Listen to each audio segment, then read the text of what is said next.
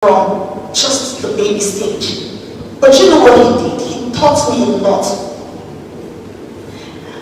Did I not say that I wanted to know the brains behind Dubai? Do you remember the video? Guess what? I met him for another opportunity. Not even the person who took me to Dubai in the first place. So the power of visualization and the power of your words. If you think it will become your reality. I want you to try it with one thing and see what happens. What do you think you attract? What do you think? Anything you think about that gives you excitement, if you have your vision board before you, it motivates you to move, even in the face of challenges. Even when there's no money in the pocket, that is what will make you get up and walk to that place and sell that property and make that money, and that is just it for you. Take the power of your words, when your words, your thoughts, and your emotions, and your words don't align. It was recently that I read from the Windows Bible that I have spiritual warfare and financial warfare and financial breakthrough warfare Bible. I read there and I opened my eyes to see. He said that leading neurosurgeons came up with the fact that the speech part of the brain has dominates most of the nerves in the body, has dominion over the nerves. You know what? I love to read. I love to study. I closed the Bible and I went to the other side. I started reading about the speech part of the brain. I couldn't believe what I saw. The balance, your hand, your facial movement, a whole lot. So when you say something, don't just talk. Don't just talk. The words, the things that you say that you give energy to. If you are creating, as you say it out, you set it out and it's going to be your reality. It's created already. So in the area of this business, your venture, what you're desiring into, what are the tools that you need to arm yourself with? You need to know how your faculties are operate, and you need to bring the force together to generate this energy that will kick you to where you need to be. I have seen people who put all of this together, came to the realization of this, and it took them just few weeks. I am not joking. I have them in my coaching call. It has to do with your mind. Once you deal with what's going on the inside, everything is easy for you on the outside. So who are you? What's the image of this desired future that you want? Think about it, focus on it, because when you think about it, in many ways that you go, ideas, clarity comes, steps that you take, inspired action, the things that you need to do, and you begin to work towards that. That's when you say, I just went there and I met somebody and see what happened. It did not just happen. You thought about it and you generated energy in that area, you sent it out. So now that you know this, why don't you use this knowledge to achieve your aim or your goal in this area? Why don't you? So as you leave this hall today, I want you to leave here a different person. If this is where you want to be, the person that is here now, it's okay. But if you want to change your life, begin to use your imagination. That's one faculty. Begin to use your speech faculty. It starts from there. It's not outside, inside. It's from the inside to the outside. If you see it, you will become it. And if you visualize it, it will materialize. So, what do you see? What will you start thinking about from this moment?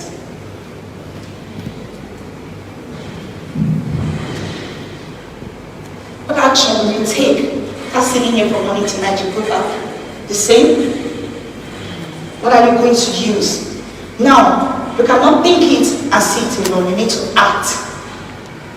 That's where determination comes in. Combination of your thoughts, your desire, which is what you want to be, and then your action towards it. You need to act. You cannot sleep in your room and it will come to you. Have your visualization board. Decide what you want. Focus on it. Map it out clearly, strategies that it will take, steps that it will take daily in this area to be amongst the best and make it. And then take daily steps towards it. And you'll wake up one day and you'll be grateful. Thank you very much.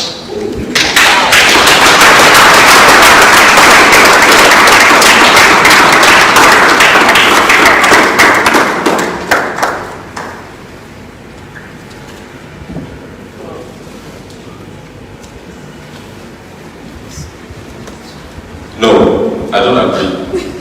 I don't agree. Please clap for Miss Selena.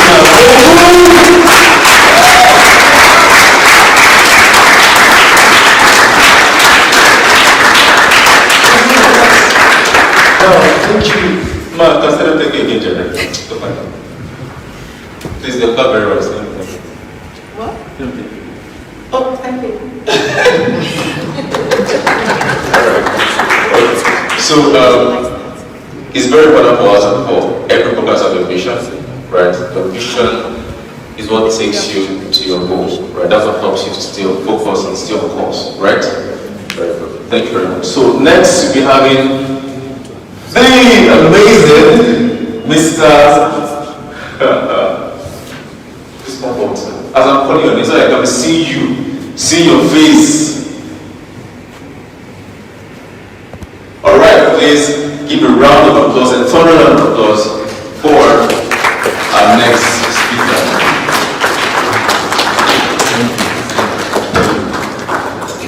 Good afternoon, Abuja.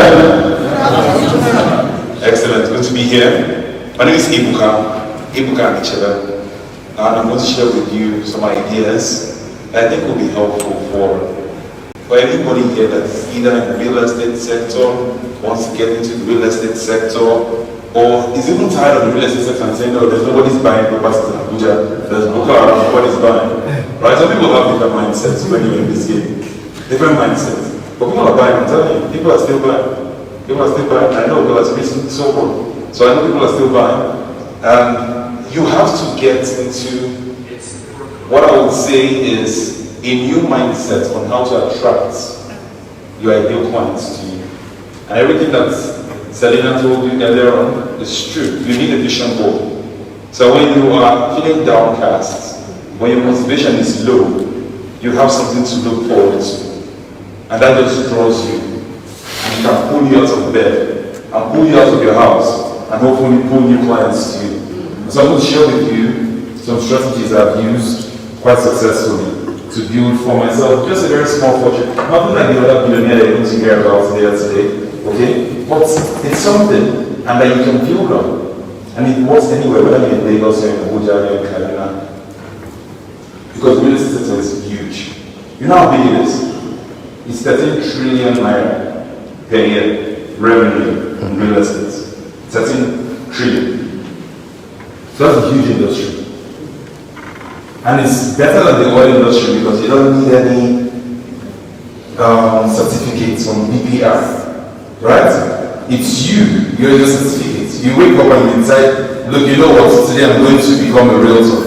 And then boom, you're a realtor. Now you have to get clients. So how do you get clients? Who here considers themselves to be an excellent marketer? Just show hands. Who considers themselves to be excellent? They are already excellent. Show hands. Right? But this is the right now. This is where I want to be. We have lots of excellent marketers. Well, I consider myself very good at marketing. And I'll just remind you, how do you get this kind of clientele that keeps coming back to you over and over again? And when they buy from you, they go tell their friends. And when the friends buy from you, they tell their sisters or their wives.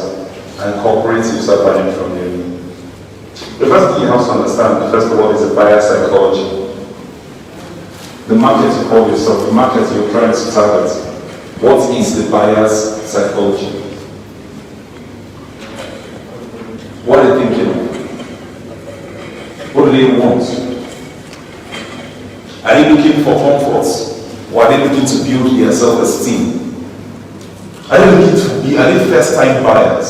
Or are they buying a second property? Maybe even for their child. Something the children can inherit.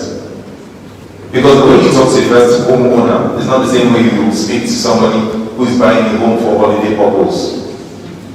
And so, when you understand your market, it then helps you better position yourself within that market as the professional that they should be talking to. And this is key. So you can separate yourself from just another agent to becoming a trusted advisor. Some will call that a broker. I will call that a trusted advisor. But for you to become a trusted advisor, you have to have knowledge, attitude, and skills. 3 things.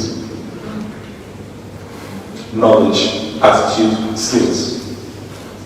Your knowledge comes from your understanding of where the sector is now, where the trends are, what new layouts are rising, what the property market could be. The ability to convert things like, oh, well, if you pay 50 million naira for this house, it's going to be your rental accrual every year based on your understanding level. Just being able to build out these stats, that's knowledge.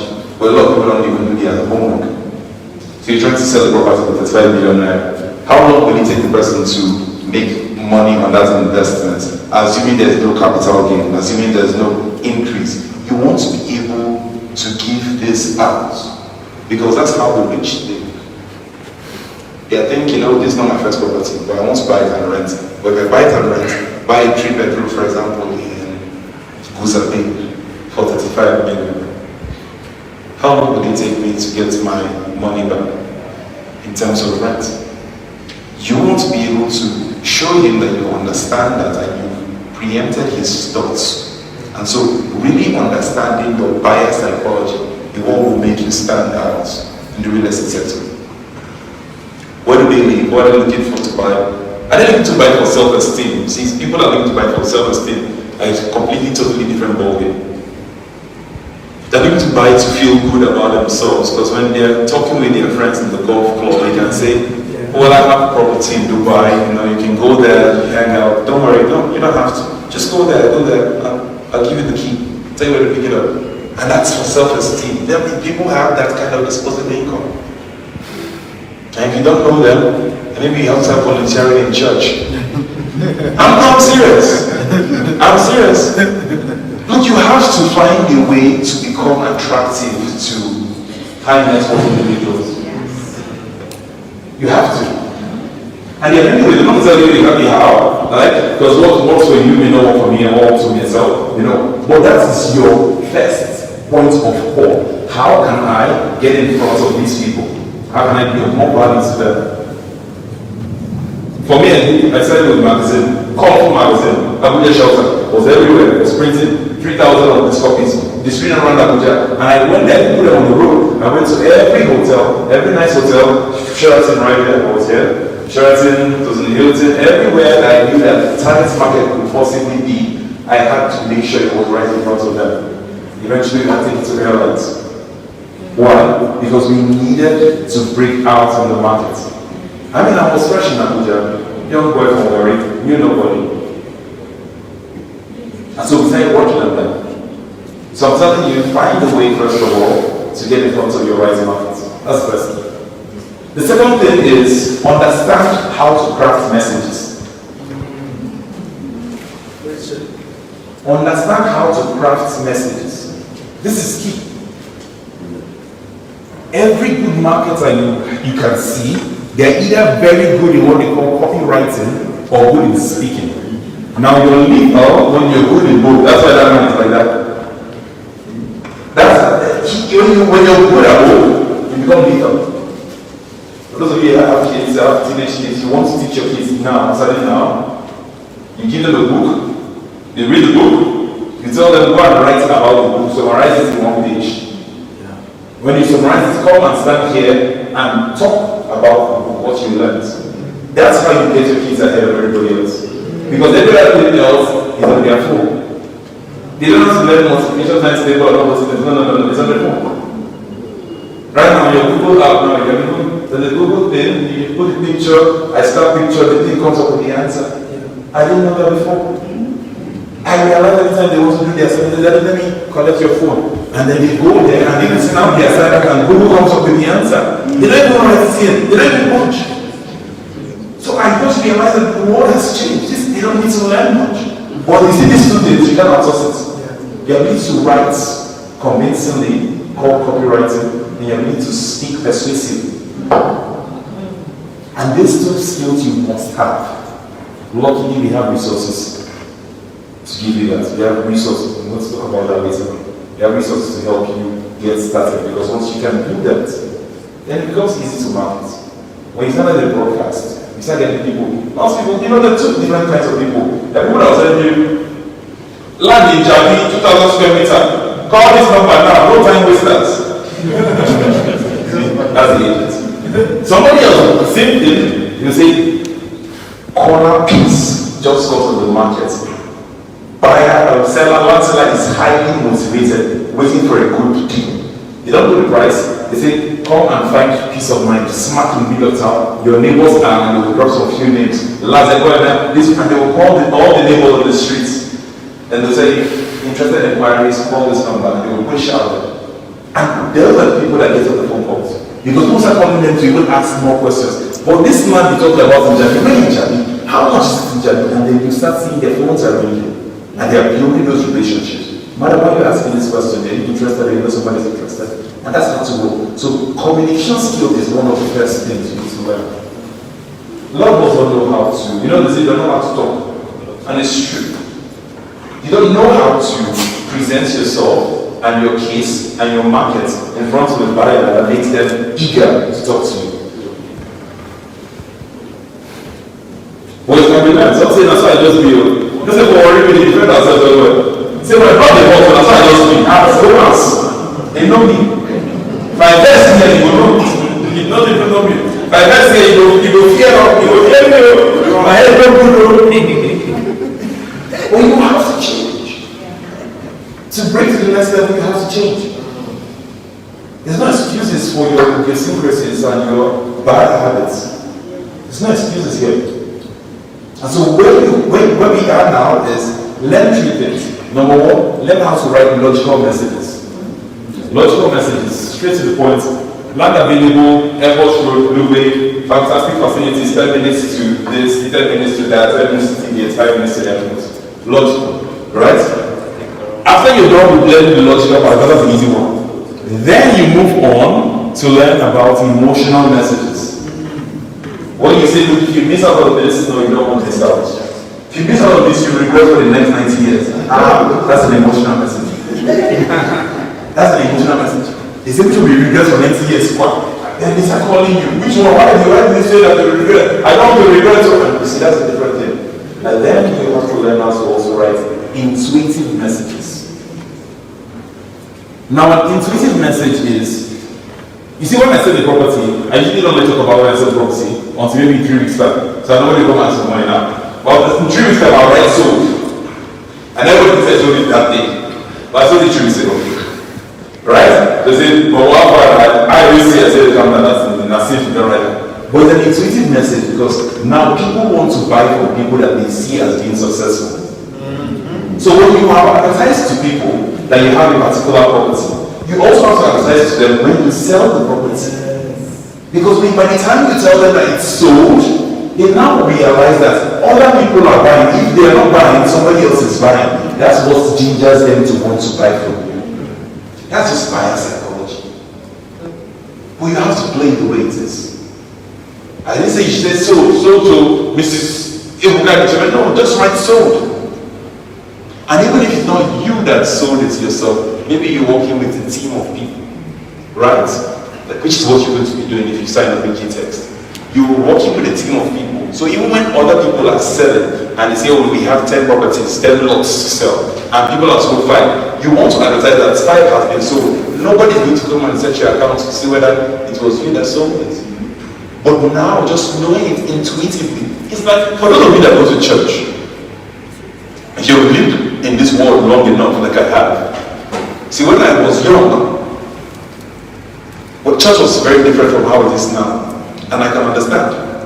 You see, when we were young, church was, you come to church, they sing praise the Lord, and they finish singing, then preacher comes and he finishes doing this and he goes, then they bring out the offering basket and they put offering, then they go, and then, somebody comes and does testimony time. Do you remember that? You look like you don't remember. That's how church was then, back then. Now, today, that church don't work like that. Church comes, they praise the Lord, they finish praising the Lord, then they bring testimony time. True, of course. Testimony time comes right from now. Before, when you were growing up, you think when you're long enough, if you're 1970 maybe, you realize that it wasn't like that. Testimony was last. But now we put it first. Yes. You know why?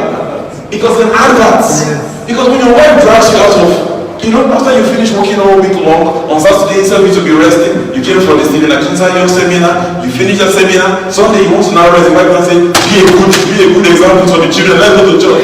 You now promptly go there. While I'm sitting down on your say, this thing just stand there, may no waste our time. Then one man comes stands up and goes out and gives testimony and say, last Sunday, pastor gave a powerful impartation, and I went out. Next thing you know, a job I've been looking for since. They called me from nowhere. I said, I never said hello. They said, who's the friend? I said, yes, where are you coming from? They said, they're coming from me. I said, what? And that's how I got. And my brother, I'm telling you, your eyes still know your eyes. You're from that fool. Where come from here? You said, maybe you did this. See this man now, when they go there, they rush you. And it will change you.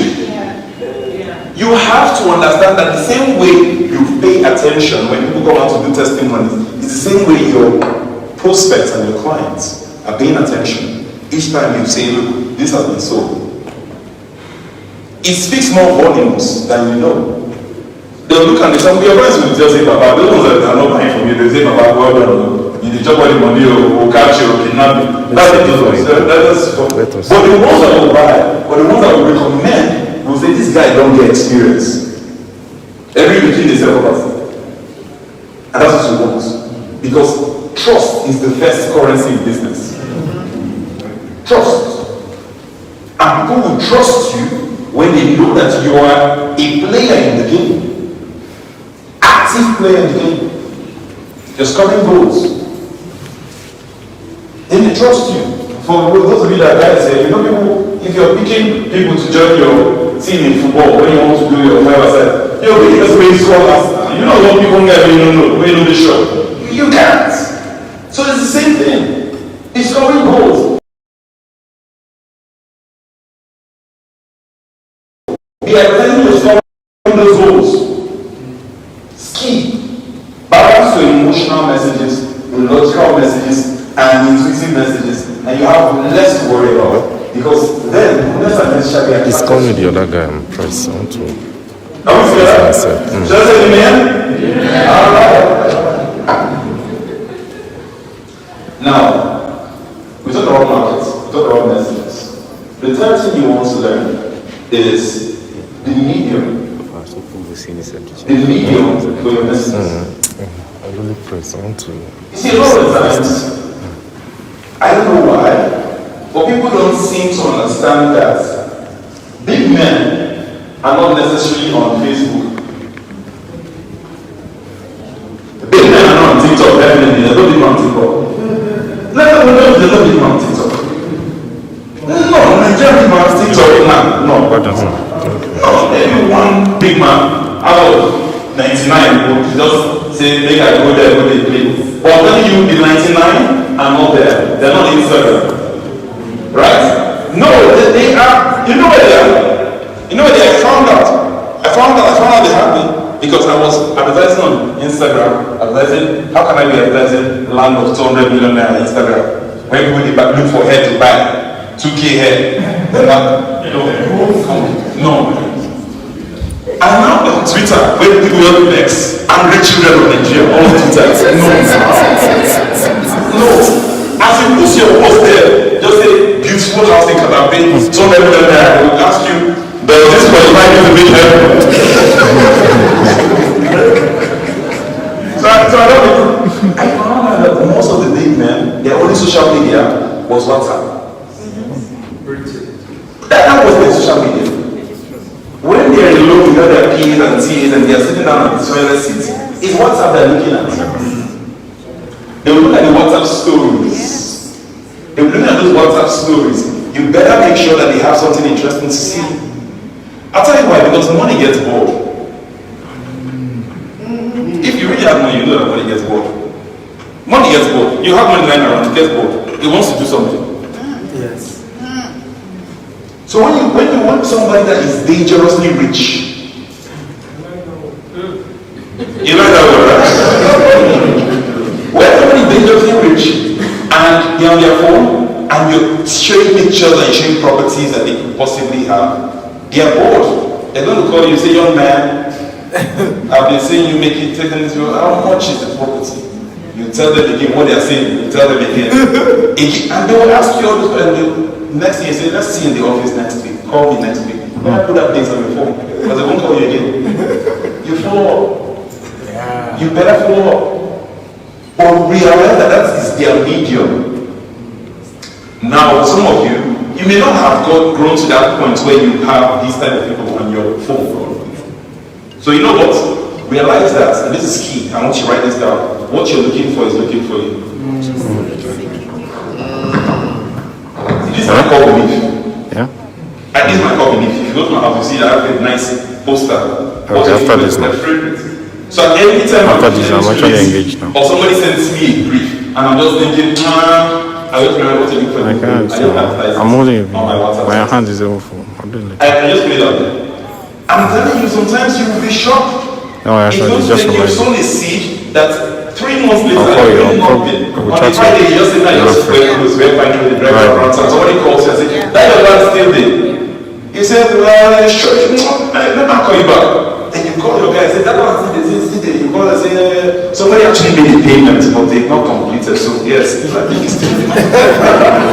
Because you must position yourself. Somebody made a payment, but there's nothing. So if you pay, we'll pay back the money, no issues. It's okay. But when someone is interested, you'll be surprised. Every time you do marketing, realize that you're sowing seeds. Every marketing, see yourself as that. See when Jesus was trying to explain to people, they don't understand. He said, a man, if farmer goes to this, he plants some seed, some grow, some did not grow. People that did not grow, they don't have money. How do you know the man doesn't have money? You don't know. So you still tell him, you pass on the message. Because even the people that have money today, tomorrow they'll have money. So you still share. And every day you should see yourself as an ambassador. Every time you're constant on your course. Your course is the vision board that Selena was talking about. When you see that, you say, look, I'm going to get that, so I'm going to have to go out there and meet people. You don't take a day off. Set your holiday, you don't just laze away and say, nobody get money for this time. Everybody just they complain, kidnappers food everywhere. Man, just stay. But no, if I want. Even if you have to be at home, make sure that your broadcasts go out. I'm telling you, your broadcast must go out. Some days I sit down and the only thing I do is I'm writing all the broadcasts for the entire week. Not just for this week, but for next week. And I will put my people, and this is what I try to do. I won't teach you this, so you can also do it. And on my WhatsApp, I'll do it I put categories, right? So I put women on one hand, men on the other hand. So when I send them a broadcast, it doesn't feel like a broadcast. I'll say, for the women, I'll say, good afternoon, madam, or good afternoon, beautiful. I hope you're having a wonderful day, right? And the first message, not the key message, first message goes out with the broadcast.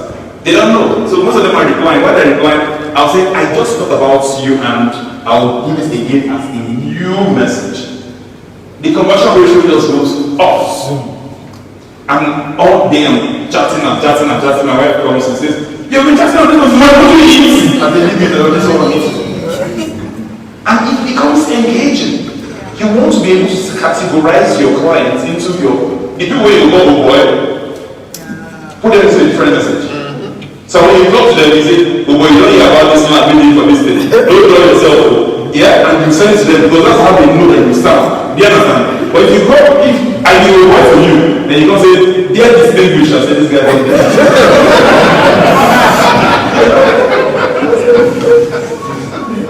Right? So you need to just be able to understand how people think and be able to walk along with their thinking.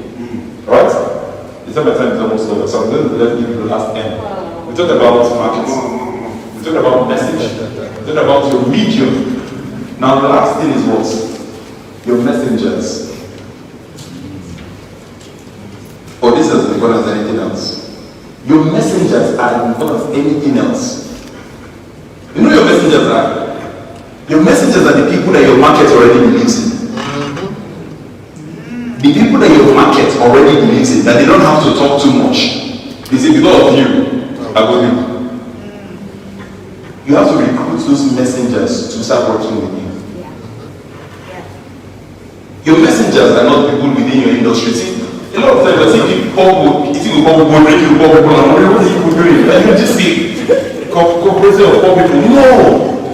You want to move out of your poor circle into a bigger circle. I'm serious. But if you insist that you want to sit down where the beer is $200, you keep drinking that $200 for 50 years. Sometimes you have to go to where the beer is $800, $1,000. And you sit down with those people. Because now, for them, you're a new person with new things. They're not brokers. You're fresh air. You're a fresh guy with fresh ideas. So they'll listen to you. Yeah.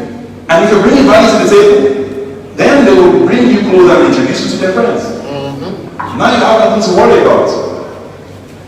They become your messengers. Your pastor becomes your messenger, boom. Boom. Boom. Come on. Boom, boom. Your pastor becomes a messenger. You have no problem in this life. I'm telling you. I'll tell you, this is true story. I got the Archbishop of Abuja Diocese. Former Archbishop, he's now Cardinal, right? Early on, he's become a messenger. What did I do? Then I was doing websites. So I did the websites for Abuja Catholic Archdiocese. I said, no, Bishop, it's my own contribution as a faithful. He said, oh, my son, come. And he took me to, he said, which church do you go to? I said, the other Catholic church. He said, what's the name? I said, But he took me there. He introduced me to everybody, introduced me to, like, all the senators, everybody is there. Oh, this is the young man I was telling you about. I said, you're talking about me. I started getting places. I started going to places that everything changed. I'm talking about as far back as 2008 when website design was still a thing, it was a big deal. So you have to sit down and actually think. Who are my messengers? Your messengers don't have to be, you don't have to be how many bishops you have, right? So your messengers will be that woman that sells prawns. You know who's prawns in Nigeria at this time? Big men. I'm serious. So the person that sells prawns and crabs, shrimps, realize that her clients are out there. Person sell tickets. So she can also sell anything else. So you have to use some kind of intelligence to realize you don't want to go and be finding people within your industry. Sometimes you have to look at adjacent industries. Your children's school. Talk to the principal, talk to the headmaster, talk to the supervisor. Tell them, look, you know what? I have this business. I know if you pay school fees, even I know if you help me, but promote the business and pay school fees. I will give you discount on your own. And that's it. That's true. They will work. They will work. Because it's a win-win. I have 3 children. I believe my school's supervisor time. I take my flyers, put them there. If I got these 3 children, they will nobody go pay school fees on you. They give up my flyers. So don't be shy. Are they shy when they're demanding for school fees? Nobody is shy when they're demanding school fees. Nobody is shy when they're asking you to pay tithes. Then you're not shy about your thing. I'm not serious. You can't be shy. There's no room for that. If you're shy, your father can't be shy of you. Hey! Come on! Honest. So when you, I'll tell you, I'm wrapping up now, so that when you realize this, right, that the biggest, the most profitable thing you can do in this world today is market something that gives you high margins. True. For ROI. I was speaking to buyers today. They say, I don't understand people that sell these products for 3,000 naira. If you're not dating, how many will you sell to make a million? I'd rather do one sale a week, make 1.5, than be talking to 30 people. 30 people, out of 30 people, I will calculate everything. Cost of everything they now bought is 1 million naira. I don't remove my cost of everything. I'm going home with 50,000 naira and I'm stressed. My blood pressure is up. No. But when you're dealing with real estate, it's a smart thing. You go there, you're the land, you say, gentlemen, there's the land. You say, I learned that from my man. You say, gentlemen, I'm standing on the land. This terra firma right here, ground zero. Your house will be here. Or your state is looking at me. This should be your house. Imagine your house and I can paint a picture while standing there of how it should be. Now, when I do that, people are asking you, what the land is? The land that exists. Don't you saw me with the land? Nobody's asking me those kind of silly questions anymore. So you want to make sure that don't be the guy that doesn't know the land. You advise the land, don't know the land, not the land. If they sign you up on this thing, you better go and find the land first. That should be your first thing. When you're on the land, don't say, okay, I don't see the land. No. You do a video of the land. When you're on the land, you go on your WhatsApp, you do a location GPS mapping of the land. So when a client tells you, I want to see the land, you can send him the location and say, I may not be available, but this is the location, this is the video, this is the You have to. Let's step up our game to the next level. So when people are interacting with you, they know that this is the kind of professional I want to be dealing with. Thanks so much for your time.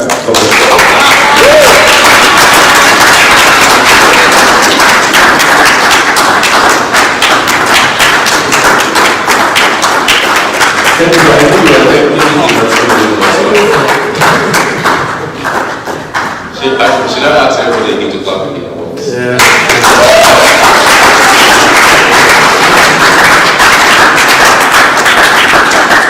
You know you're getting value when someone comes and gives you an idea and you're like, wow. I thought I was very good at sales. I thought I was very good at marketing. I thought I was very good at closing deals. But I've been to this place several times. When I think about taking a video, go on the line and say, sir, hello, my name is Edward. Mr. Bafunde, this is where your house is. See the land.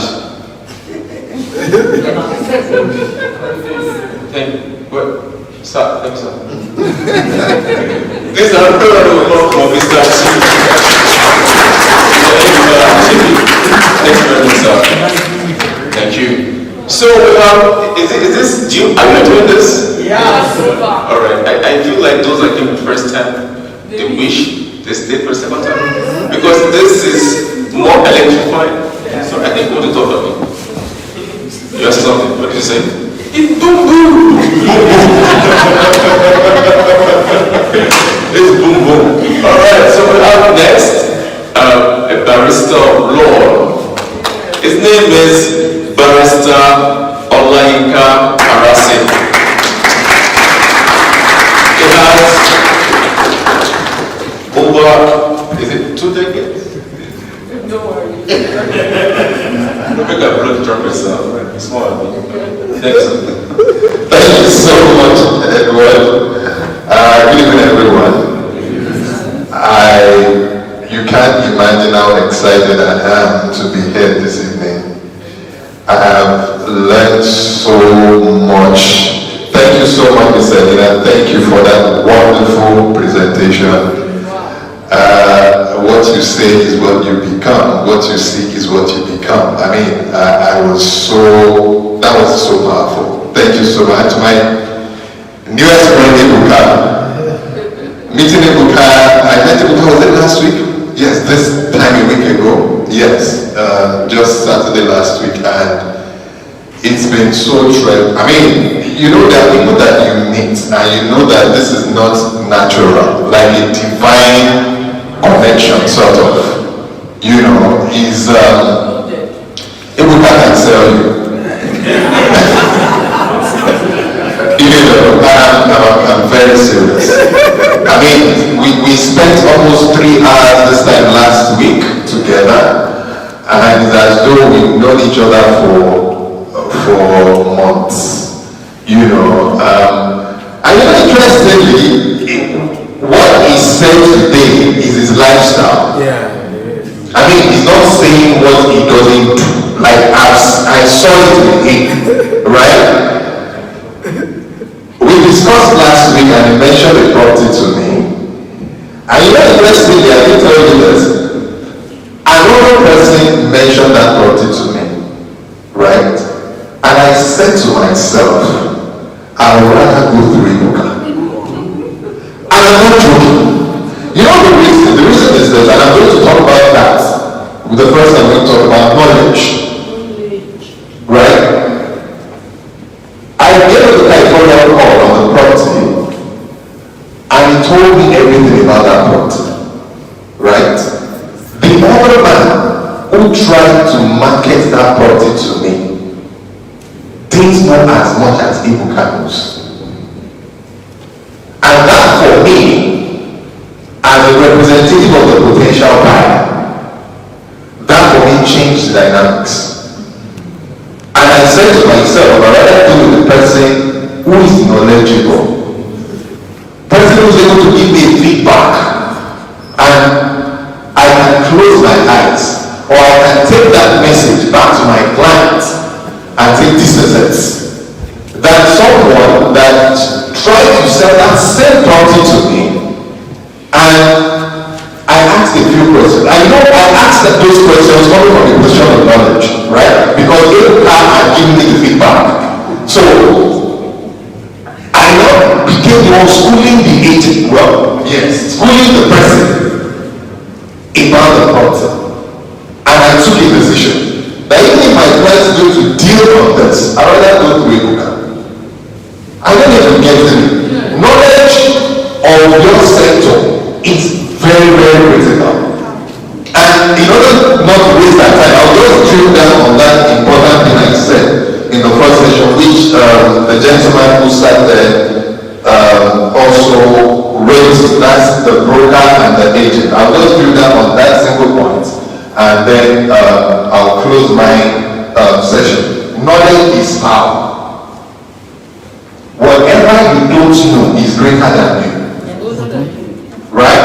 And as a business person, as a professional, right, it is extremely important that you acquire knowledge in your area of endeavor. That product that you want to sell, how much do you know about it?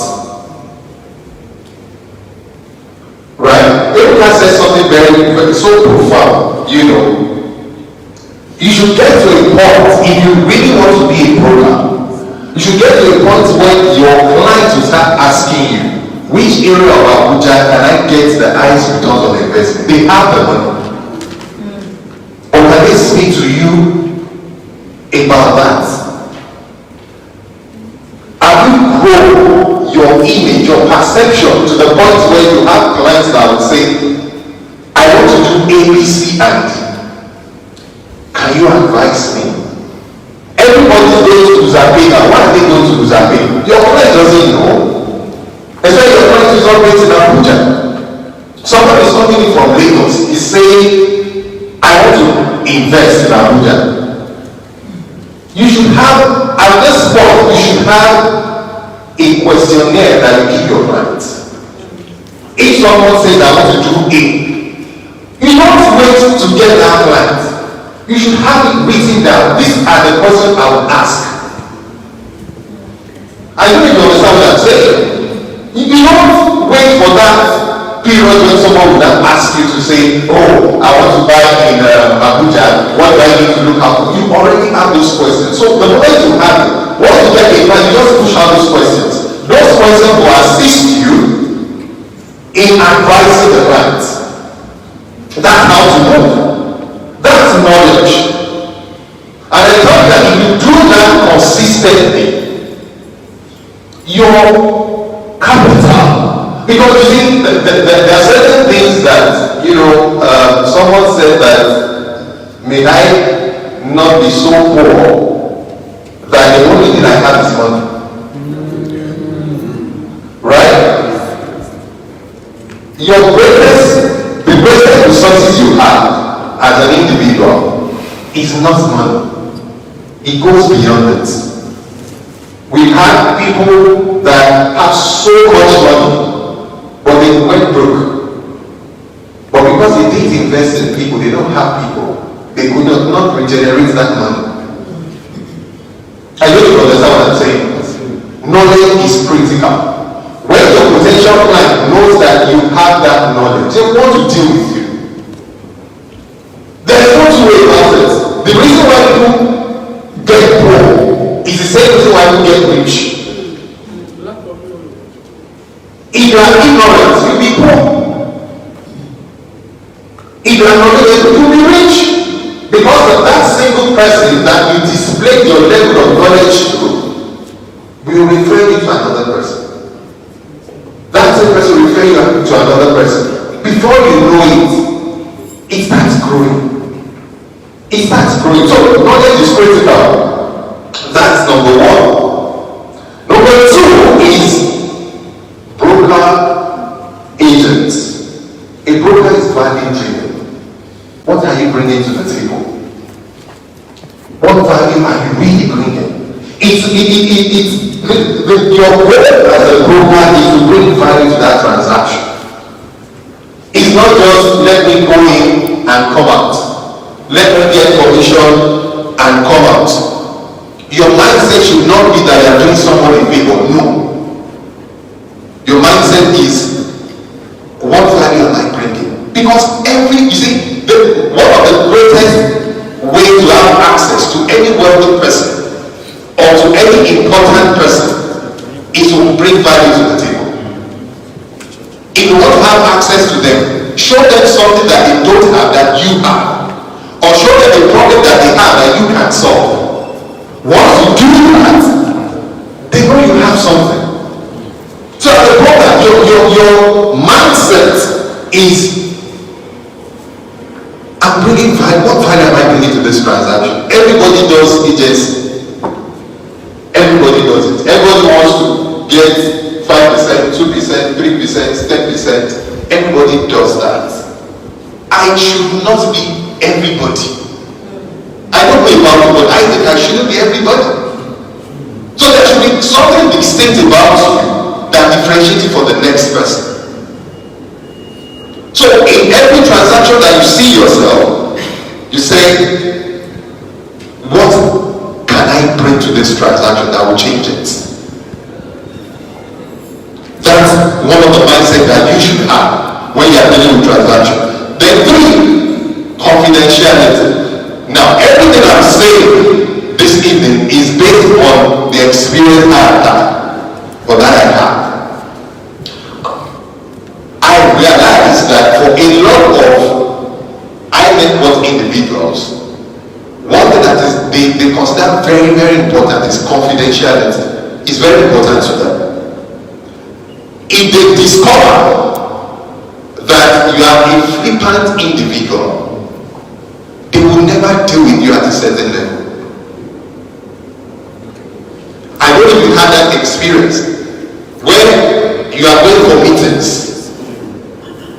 You know, I've done transactions that, which is what I tell people, if you are dealing with me as a broker or an agent, I would say if we are having meetings, I don't want 50 people.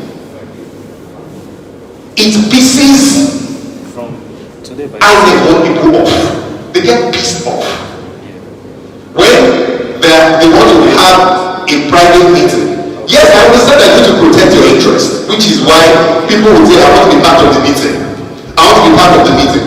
But it's unfortunate if you cannot have one or two persons that you can trust that will be your representative in that transaction. Which is what I usually say. In that transaction, have one or two persons that you know you can trust.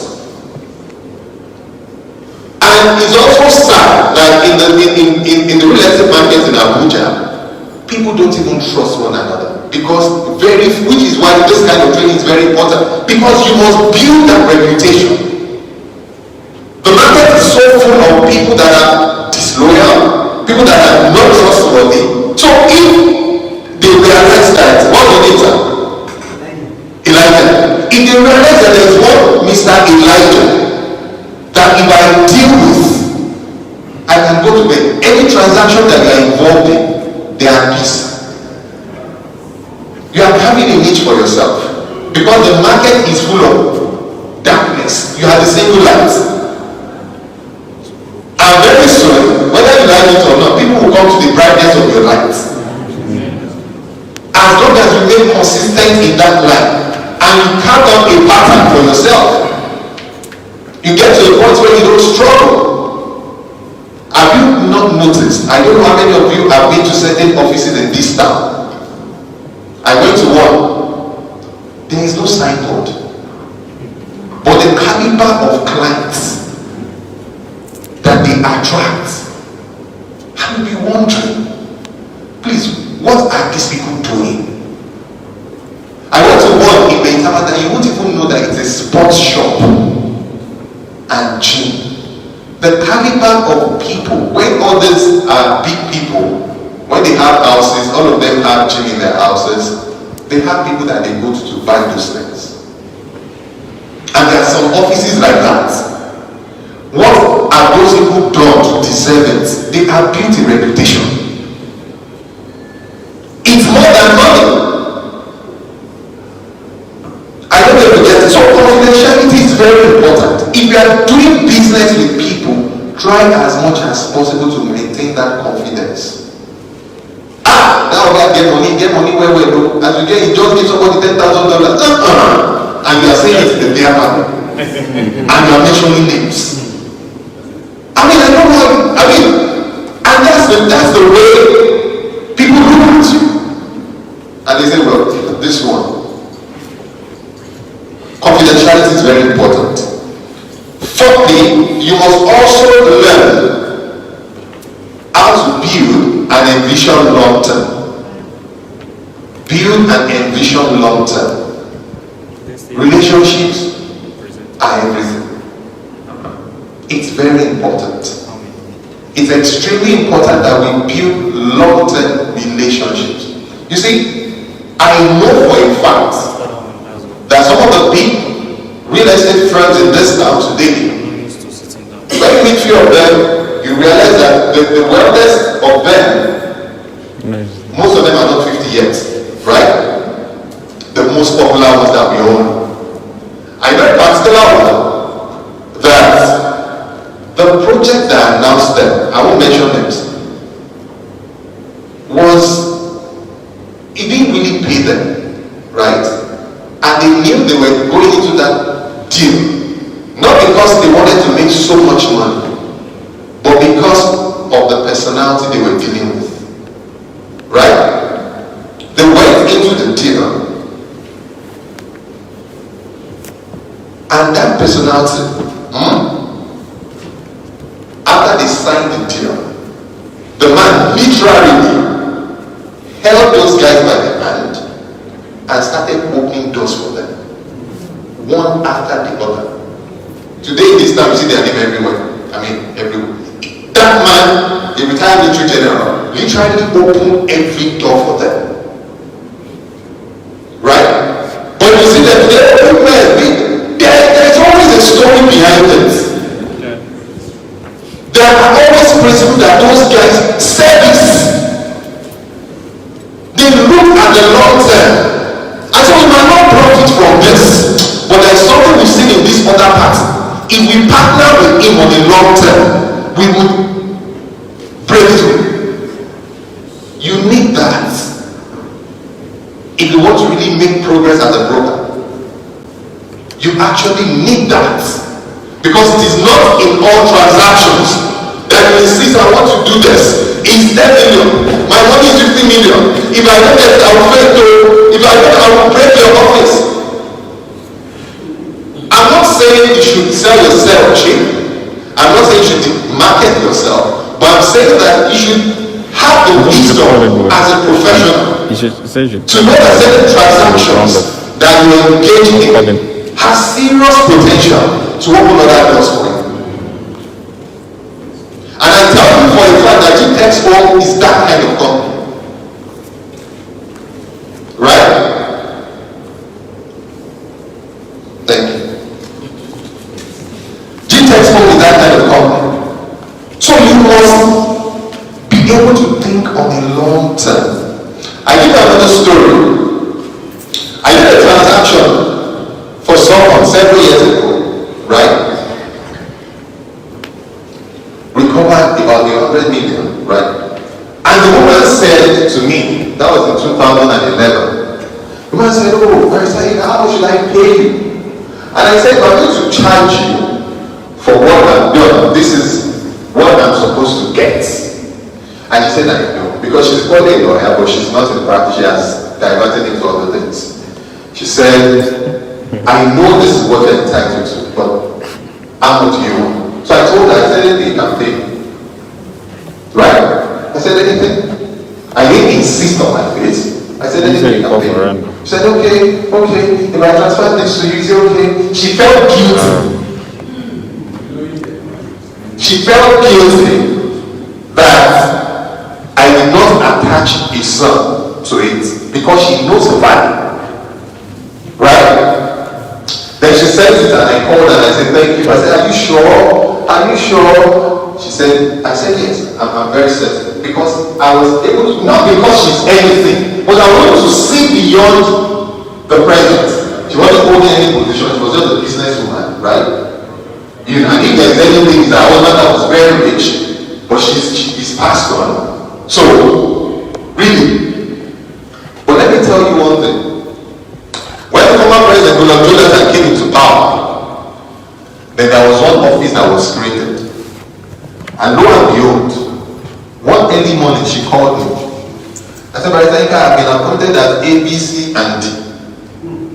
Would you like to work with me? I said, Madam, I don't want to go into public sector. I love my private. I said, okay, if you don't want to go into public sector, go and do A, B, C, and D. You act as one of our consultants, right? Till today, that man still feels she owes me. But that money I didn't make them, I have made it. Right? I have made it. Because she became my messenger. Right? She became my messenger. And every member of our family, not that, the one that gave me the greatest joy is what I'm going to share. When that parasitic, when they were about recruiting, because it was new then, under the former president, she called me and said, do you have people that needs employment? Everybody that I sent to her got employed. Some are still working there till today. That for me was the greatest joy. I got people calling me, families calling me to say thank you. For me, that gave me so much joy. It's more than money. But I have built that relationship. It goes beyond money. If you are very professional and you know that it's not for everybody, I just pray that God gives us wisdom. For everybody you meet in the journey of doing your professional job, make sure that you are able to discern when to draw the boundary between present financial gains and future financial gains. It's very critical. It's extremely important. When you ask for their stories and you see them doing so well, what you should know is this: there are underlying principles that wealthy people employ that works for them. And if you do it, it will work for you. If you do it, you ask, let me say this lastly. I mean, comprehensive project management, as a broker, you must be involved from, initialization, construction. I mean, you just have to be involved in every stage of the project. I mean, business integrity and trust. I think we can talk about trust is very critical. It's it's a currency. I tell you, the currency you need, especially in this market. In this market that is so full of. Say that again. I don't even know. It's an interest. The real estate market in Africa is quite interesting. Very untrustworthy, very unreliable. But when I can decide to make the difference. And if we all decide to make that difference today, they will seek after us. I'm telling you, they will look for us. If you are ready to decide, you see, let me round up by sharing this story. I have so many stories because I work with different clients, so I can tell you different stories. I did a transaction recently, last year, because I've worked with this man for a long time. A lot of things that have become so informal, right? I became very informal. Do this, no document. Do this, no document. So there was one we did last year, also no document, right?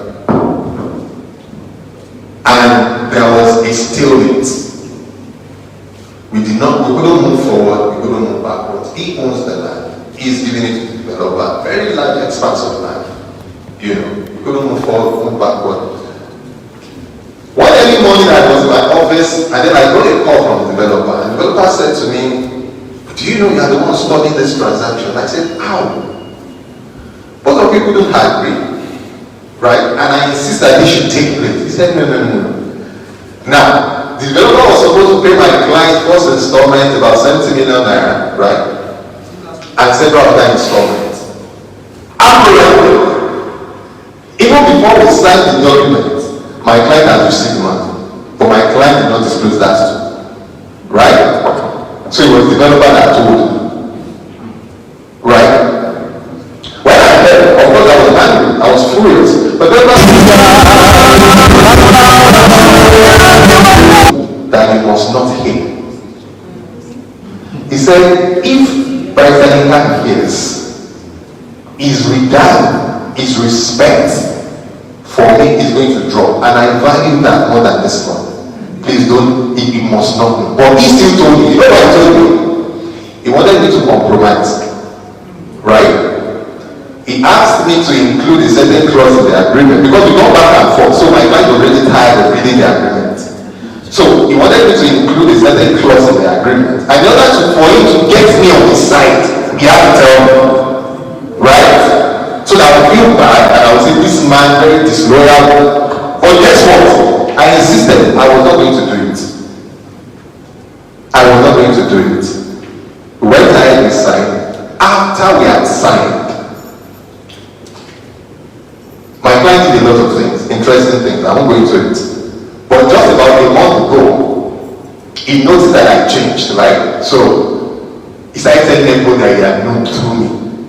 So I went to his office to meet with him, and I said, okay. Because the developer said, don't tell him. I still didn't preach that confidence. But I let him know that things, I have trusted you to a point where I don't document my discussion with you. Right? But I expect that you should know what to do. Let me tell you one thing. That man, till today, there is absolutely nobody that he actually knew through me that he has not gone to appeal to. He's an old man, he's almost 70. You know. But I mean, he's quite well.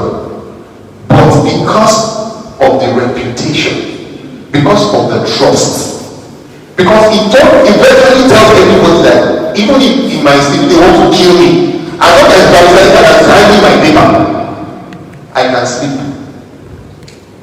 So, but the question is this: did I fight it for the money? I didn't. Have I died?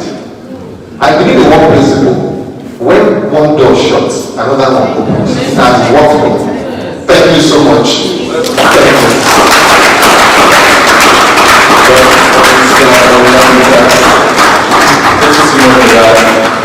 These people, can we say together, delayed gratification? Again, delayed gratification. What is killing our time, this generation, is instant gratification. You cannot see past your nose. You cannot see past the immediate. For you to get to where the level is talking about, you have to build social capital. Right? You have to build yourself. You have to connect with people. You have to understand that people that you're connecting with, they're not people that will just meet you and drop money in your hands like that. In fact, they weigh so much that they'll rather try to know you, gist with you. There's someone I met, and thanks to Dr. Stephen, that I met him. And I was talking about some kind of clients, that some clients don't want to talk about the product. They have the money for the product. They want to just gist with you. Right? They meet you for the first time, so I'm telling them it's $700. Okay. Can you imagine yesterday? I was watching the news, and something. You are there looking. 10 minutes, 20 minutes, 30 minutes, 1 hour, 2 hours, you are gisting. After all the gist, you now say, so you are selling that land at me. Okay, let's just take 2 acres. Right?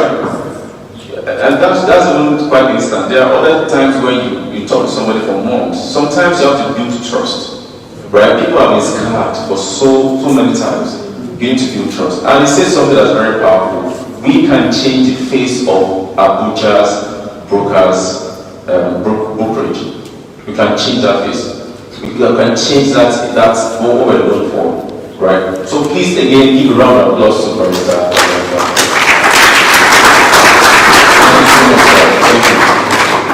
Yes, I'll let you invite. This is what I said. I'll let you invite my boss, the leader, the founder of Gtexthomes, which I'm honored to be part of, Dr. Stephen Akinta. I'm sorry, sir. See, there's a way we say that name, Stephen Akinta. Can you hear that? Just in case you were about to take a picture, you say, hello, sir, Dr. Stephen Akintayo. Can we just throw it together? Stephen Akintayo. Say it again. Thank you, I appreciate it. Let me put your hands together for everyone that's moving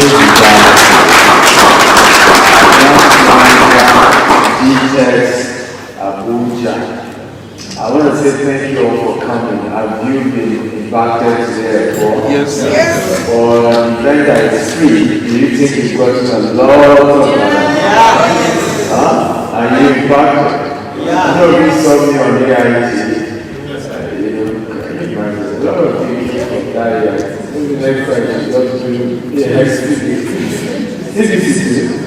They are quite yeah, that was very No, you said something about it. interesting. You're welcome, everybody. So I did my slide earlier, but I'm not going to do my slide. I'm just going to teach you 5 things from this book that will help your brokerage business. If you want to go through what I taught in the slide, you can go to my page.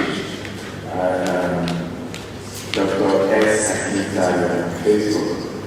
You like it, and you can watch what I taught in the courses. So my latest book is we're having a global virtual launch. I guess the virtual first. It's my first book to do so well like this. This is my 36th book. Right? So this is 36. Very clear.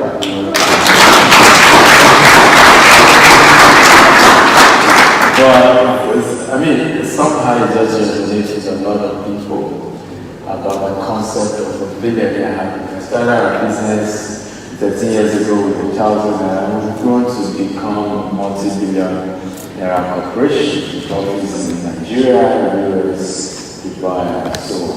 And I felt that we needed to teach that concept. Just like somebody said, that if money is the only thing you have, then you really have a problem. Right? We need to teach the concept of making money legitimate. We need to teach the concept that there is nothing to be happy about poverty. We need to teach the concept about limiting labor. We need to teach the concept that it's okay to desire to do well. We need to teach the concept that money itself is not evil. Money takes the color of the owner. If the owner is poor, I am proud that with more money, the person will be proud. If the owner is humble, with more money, he will be more humble. If the owner is righteous, with more money, he will be righteous. Right? Money just takes the image of the owner. Does that make sense? And I often say to people, money is a magnifier. So many of you claim you are humble. And people say, ah, you're so humble. Don't let them see you are not humble because you are poor. Poverty has a way of humbling people. I was at a meeting when I was talking about this guy, he was a governor temporary. And people were helping to become governor. One of them spent his money, 250 million cash on his money to help his guy. He became the governor. You know, even was coming after the person was right? The person was also reporting, he was confirming that he had to draw his own ambition to support this guy. And when he became governor, we asked him, Can you give me a document? You give him the document only for him to make somebody else to execute the document he came up with. The same thing with power. Power is a magnifier. If you're a wicked man, if you have power, you oppress everybody around you. Everybody. And you think the reason God gave you that power is to show. Same thing with money. If you are a wicked person, you have money, you think the reason for money is to oppress people. Rather understand that the reason for money today is to put on. Tell your neighbor, the reason God gives you money is to be that distributor. God is looking for distributors in this world. Distributors can give money so that they can make sure it goes round. And going around does not mean you should come and ask you for stupid money. Somebody chatted in the other day, my father is dead, I need money from you. And then you are the third child out of 10 children. You don't need money to tell your father. You need money to go and oppress them, even though you are last man, your own contribution.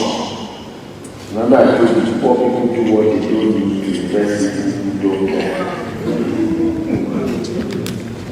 So that's what the kind of contribution was. God gave this. So if you are, and many of us are regulars of people's waste. You are the one who made it. Are we together? I'm talking about biological father. If you die today, it will very young and easy. If you need anything from me, ask now. I'm not going to do this when you are dead. I just leave you in the house. That's the best thing I can do.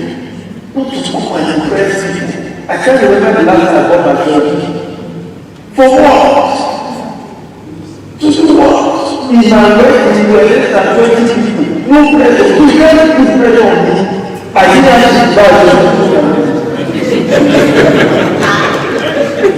So you say, during the pressure, you need to do anything. There was no acceptance, there was no, I see, I'm not a body to anybody, whether I'm a woman. You can't be a body to me now. Are you? I'm hard on you.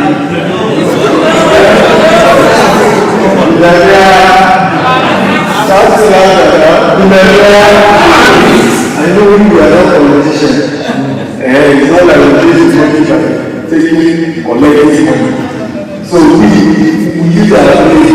It's politicians that careless. Say, I have to support his son. He supported me in the election. We are not politicians. And I want you to become well as a non-politician. What you see in developed countries, people are advised to go into politics because they don't use this way to make it to go and sit down. But judgment is coming on all this. Right? So, number one, and I'm going to start with work. Can you hear me loud? If I'm standing with vision for all our speakers, stand with vision.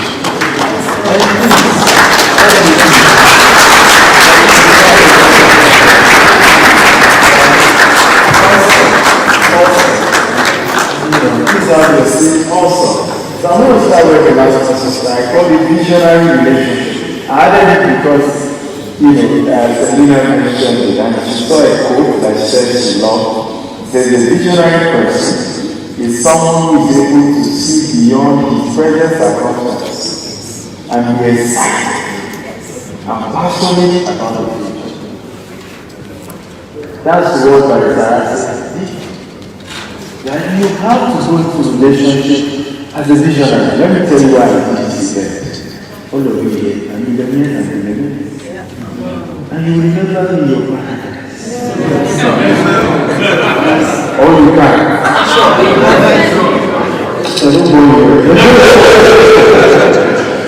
Visionary relationship. You sow the seed. Not the one that, when the person makes it, there's an excellent thing, that, Let it be that the person can recount when I was nobody, you were there. Right? So when the things you talk to change my life. Like I said, I don't, I once said this, and I've seen that one day people gather and buy relationships. I like relationships. Even though they know I can afford it, and I have money. But they will buy it. This is somebody who went out of his way to keep teaching what he knew, what I needed. Someone was saying outside. He said, I hate individualness. Because these people have not made it trying to tell us this. But you also see it. Because you made it.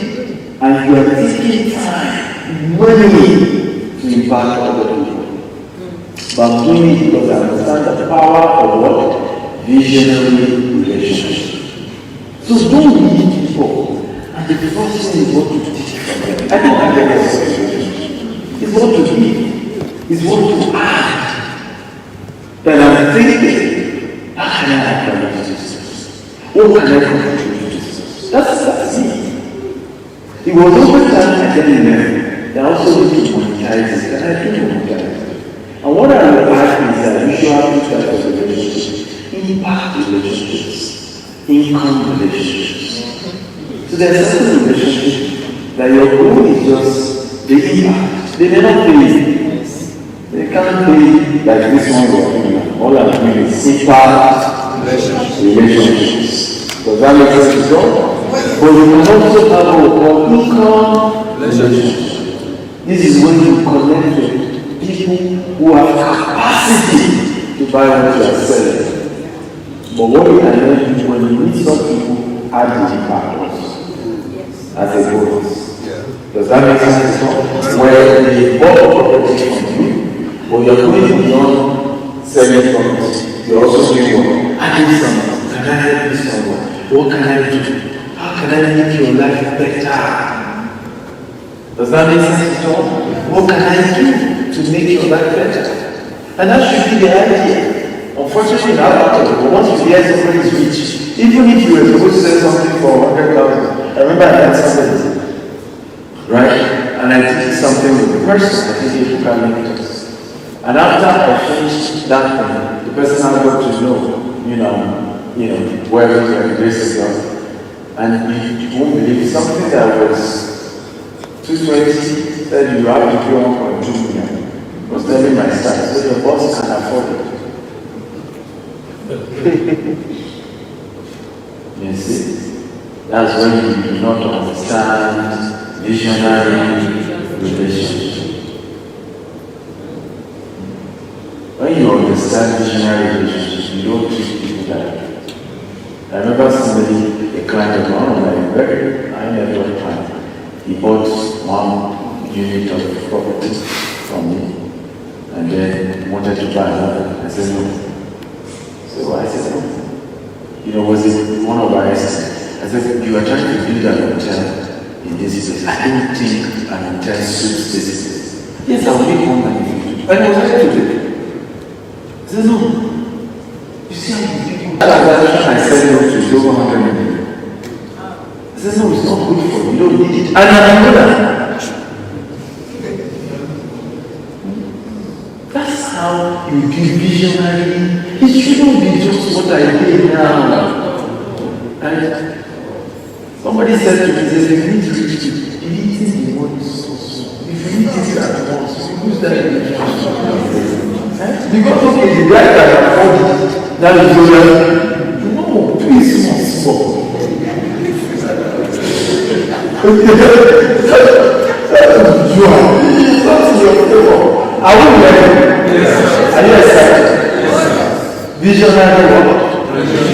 Relationship. That's how you become a billionaire. So for me, when I meet people, I'm thinking, long-term relationship. The other day I was in the elevator, there was this hotel with what my age.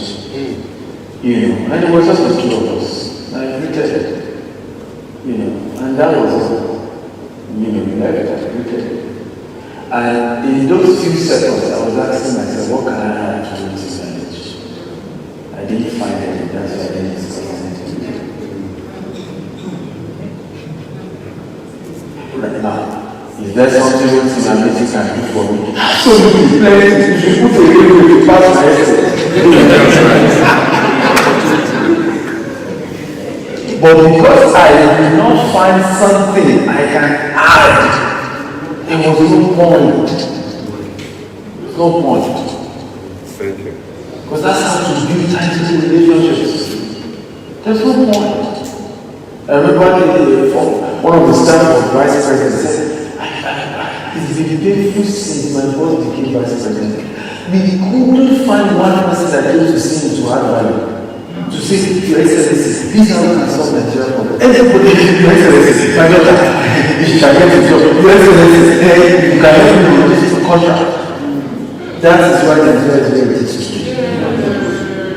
If you want to be a billionaire, you must have a visionary relationship with people. It's not just about today. There's a tomorrow. There's more to come. And there's a lot more we can do. And the longer we spend together, the stronger the bond. Number 2, you must buy this book. Thank you. Number 2, things that can help you sell better as a broker are the things I'm sharing.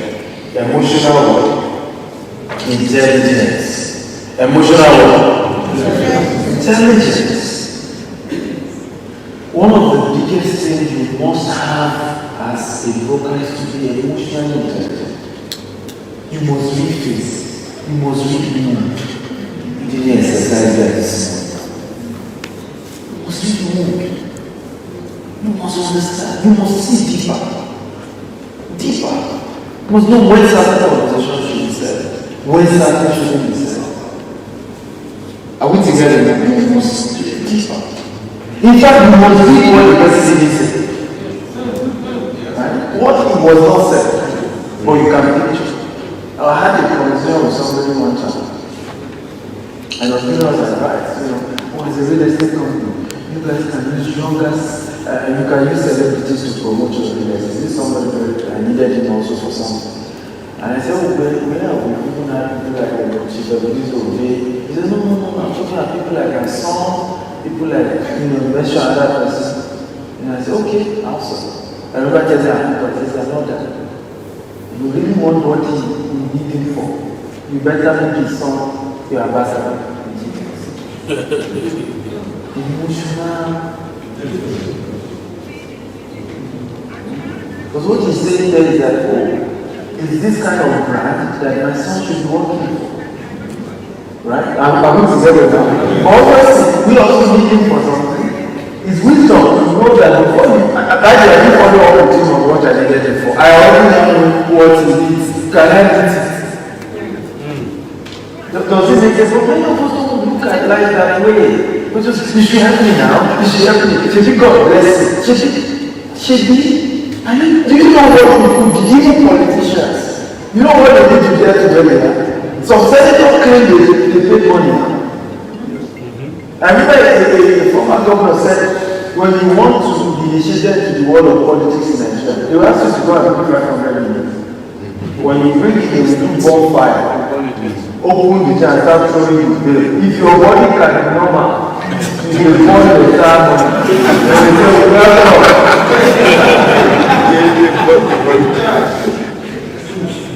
say, welcome. It's a business of waste. And there's no guarantee. There's no guarantee. So it's funny when many of us carry this culture of Shebi na God left. I remember somebody said something. He said, Shebi God gave you the knowledge. I said, God didn't give you the knowledge. I'm sorry, you came empty. All of us were born as children. I noted the knowledge. I went, I paid to know what I was to do. Thank you. The interpretation, maybe God tell me the application of the knowledge. That one can say God left you. But we know the knowledge, I paid. Say you think that, God, I didn't ask the 18-hour to know what I'm saying. I want to tell you that there was no 18-hour where God now showed you.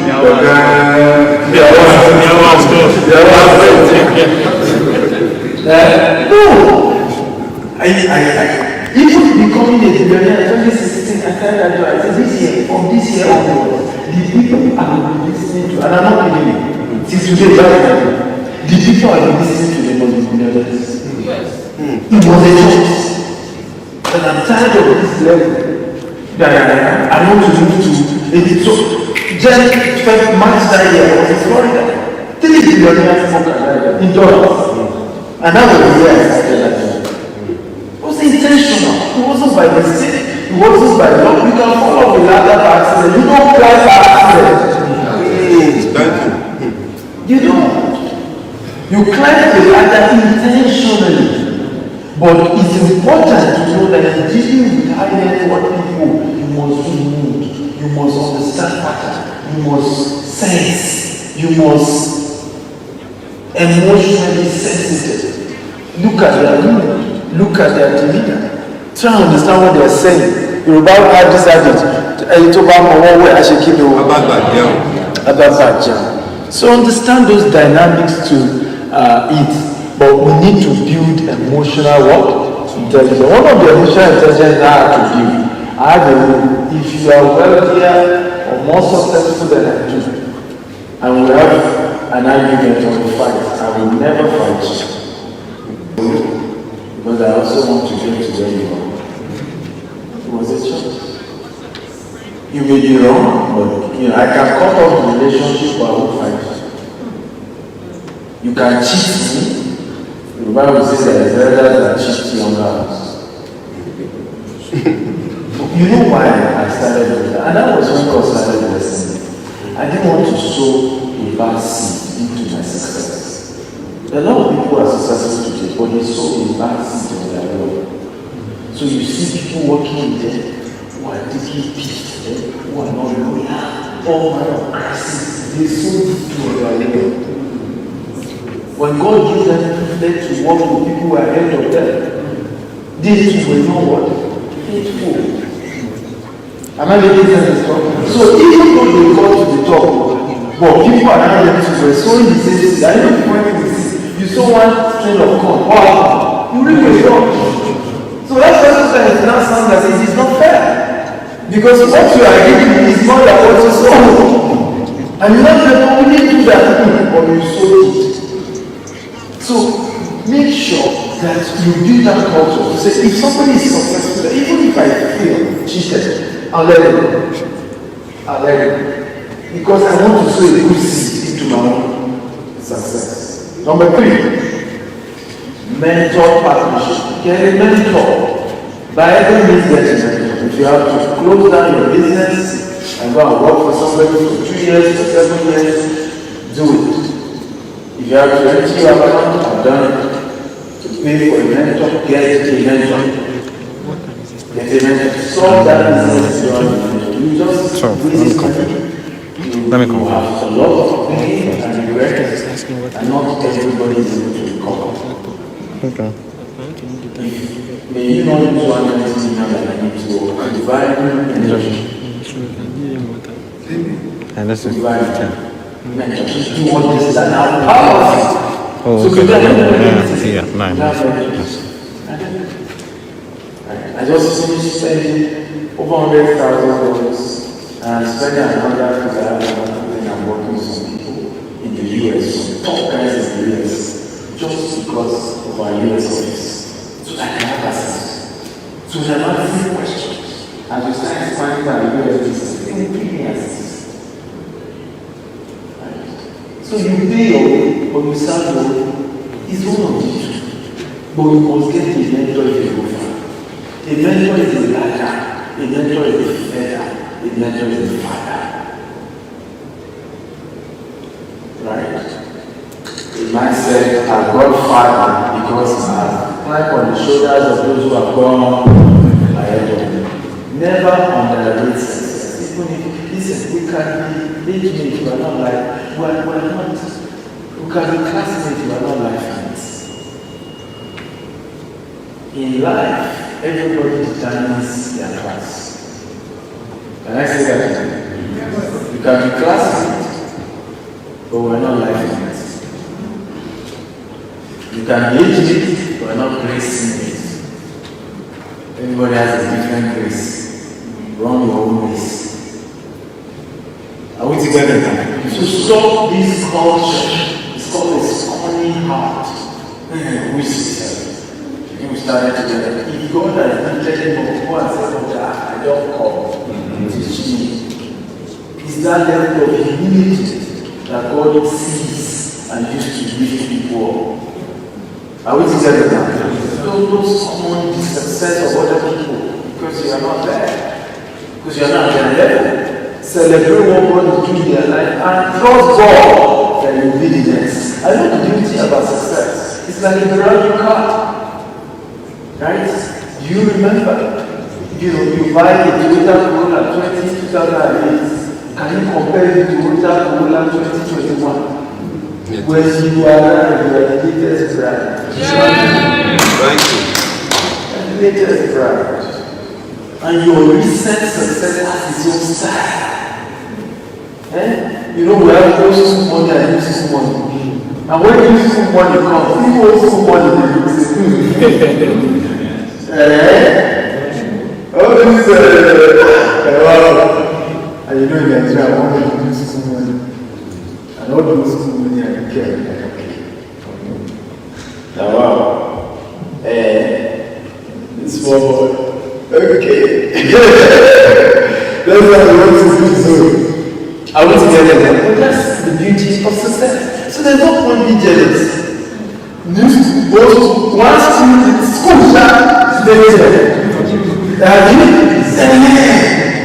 so tell yourself, this person is really school, but very soon I'll be the new school.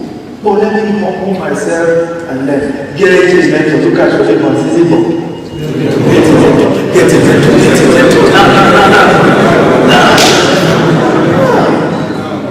So the question will then be, Dr. Stephen, is there a middle ground in this whole serving or paying? There's a middle ground. If for any reason you can't serve, you can't pay, which I doubt. Right? Because there are two keys you must not have, poverty and pride. At the same time, you cannot afford not to have time and not to have money. Something is wrong. If you don't have money, have time. If you don't have time, have money. One of the easiest ways to be mentored is through books. I just met Dr. John Maxwell, one-on-one. Right? This year, after reading his book for almost 20 decades.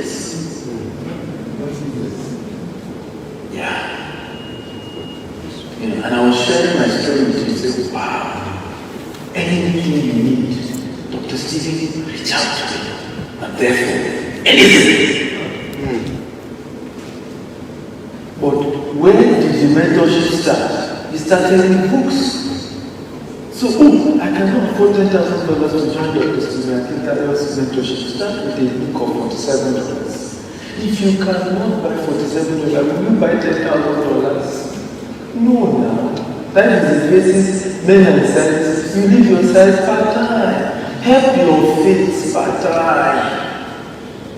Does that make sense at all? Even when you meet people and they say they have money, don't start with the idea, start with the small. Help yourself. It's the same thing with investment. Do you know what many people, struggle with business, entrepreneurship, and investment? They start too big.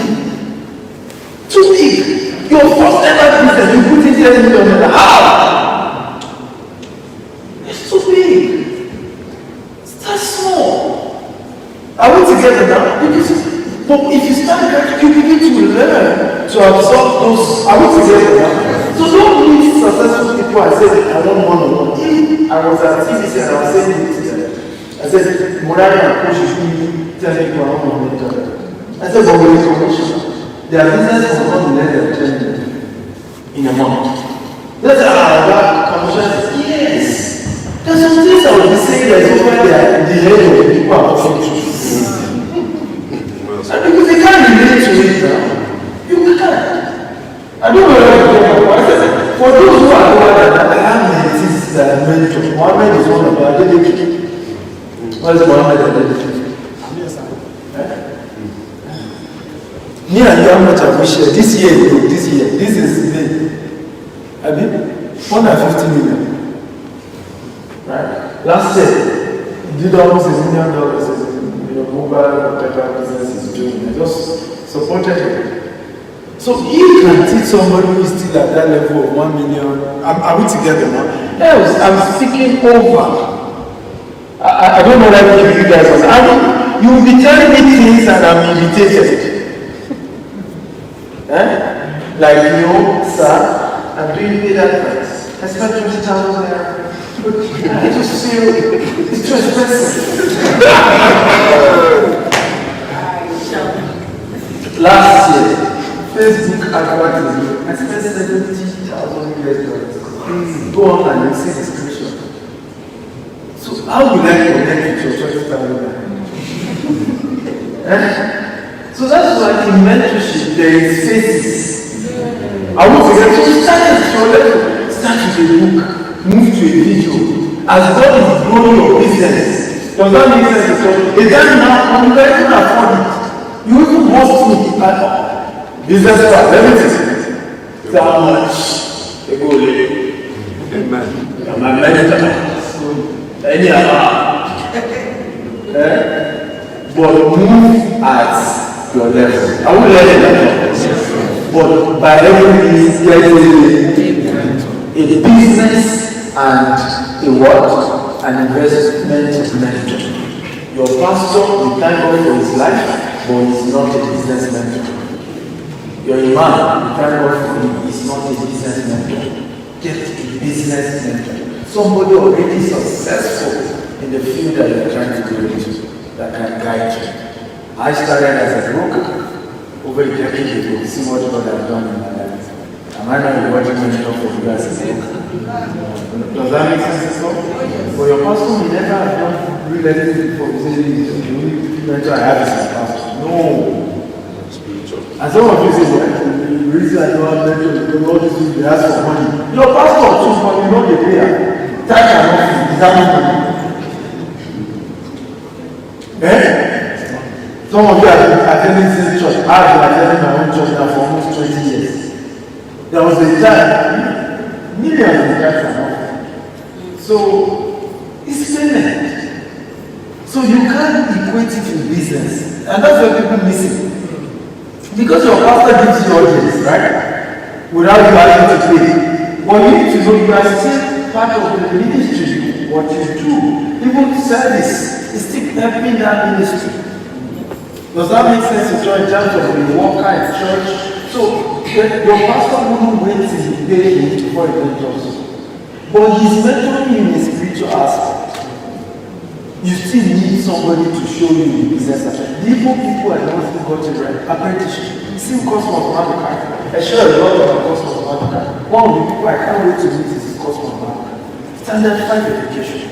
For 7 years or more than 7 years, apprenticeship under somebody. That opened him up.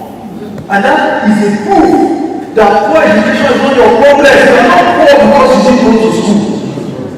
It's because you didn't get mentors to show you how to move to the next level. Does that make sense at all? Yes. So what you should do is, how can I get somewhere I can be an apprentice or that? Number 4, right? Okay? Productivity. Poor people are paid for time, rich people are paid for results. Stop this culture of, I want to show somebody a land, he must pay me first. I don't think it makes sense.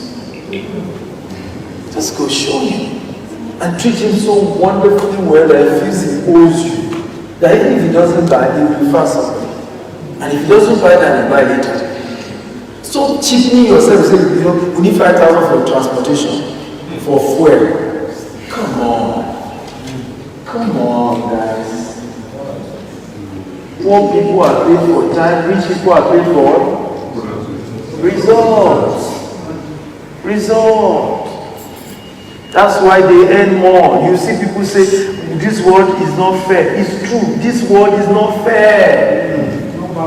No, this world is not balanced. Even the map of the world is balanced.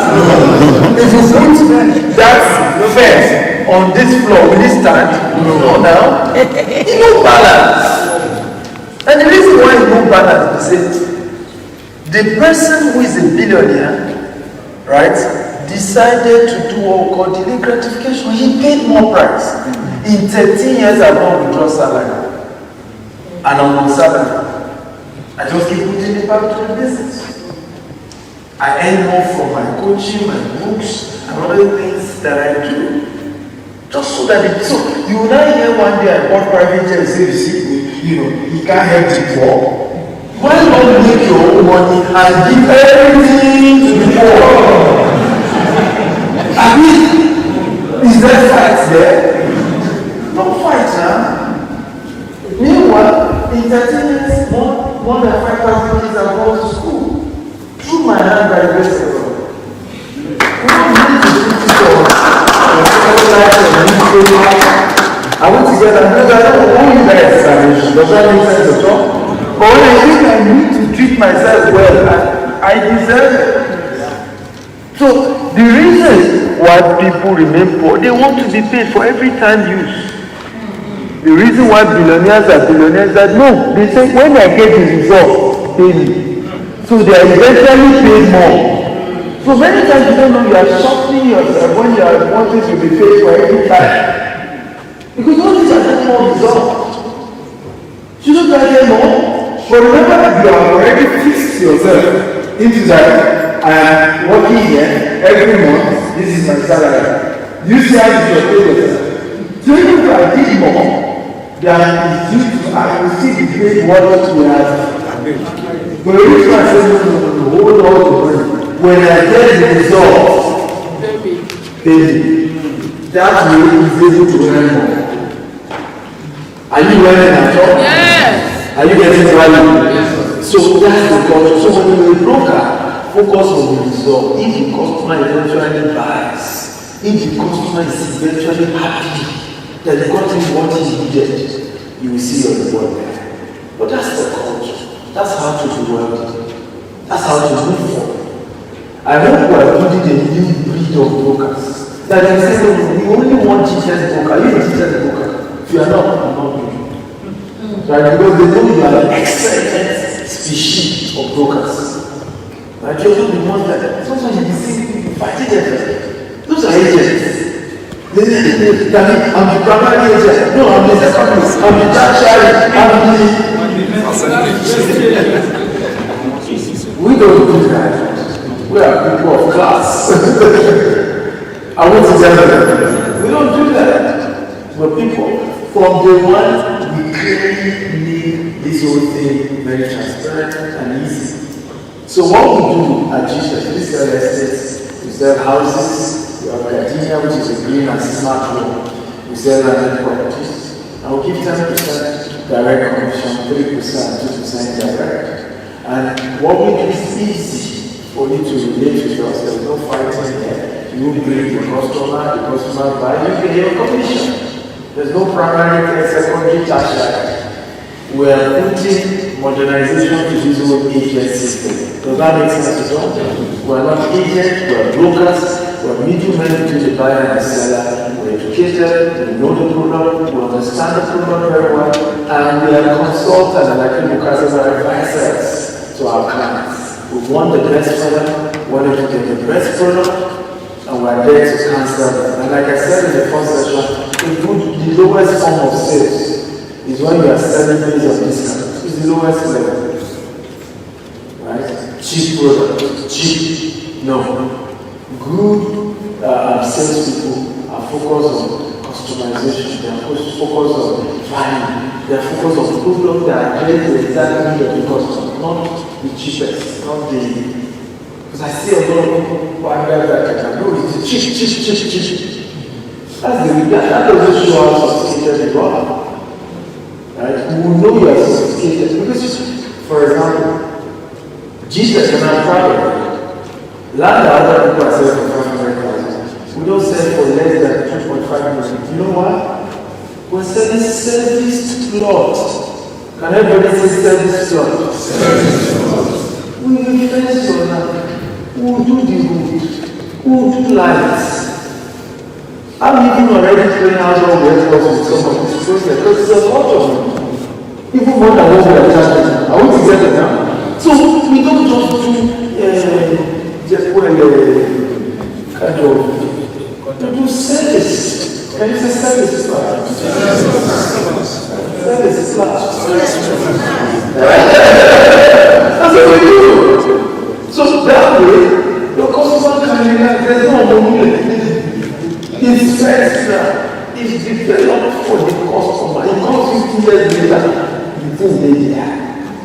There's no encouragement.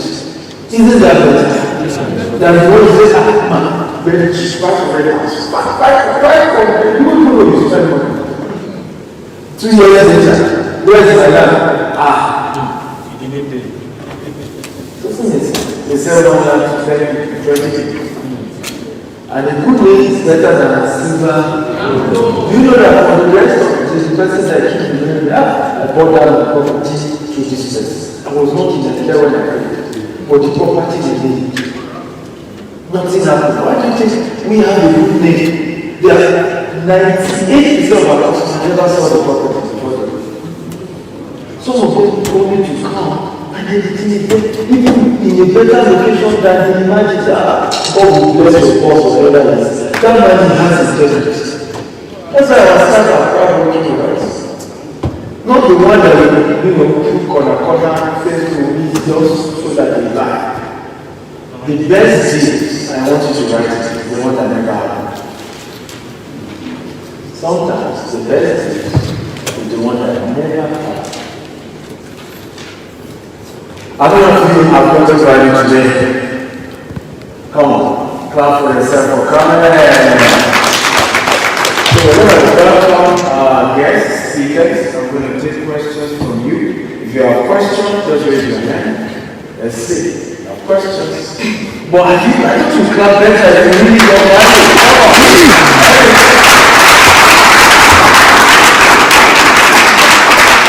If you have questions, please you can come forward. If you have questions, raise your hand. Let's see 1. Who else has question 2? Who else has question 3? 3. Let me see. Not that later we have to raise 4. 5. That's all. And you can't raise later. The question came when they asked. 6.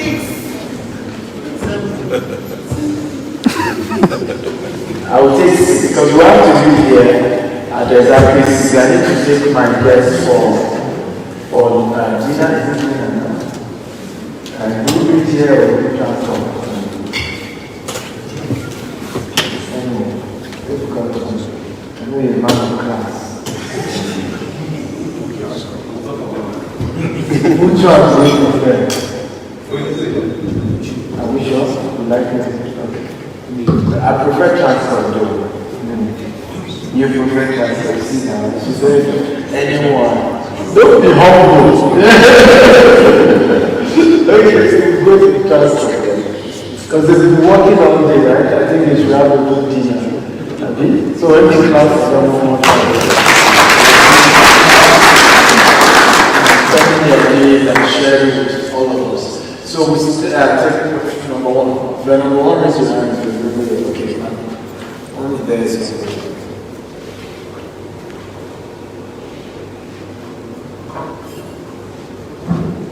Good evening, everybody. Good evening. My name is Chikus Amos. I'm the psychologist by profession. I can say that starting from yesterday, Dr. Tisley, I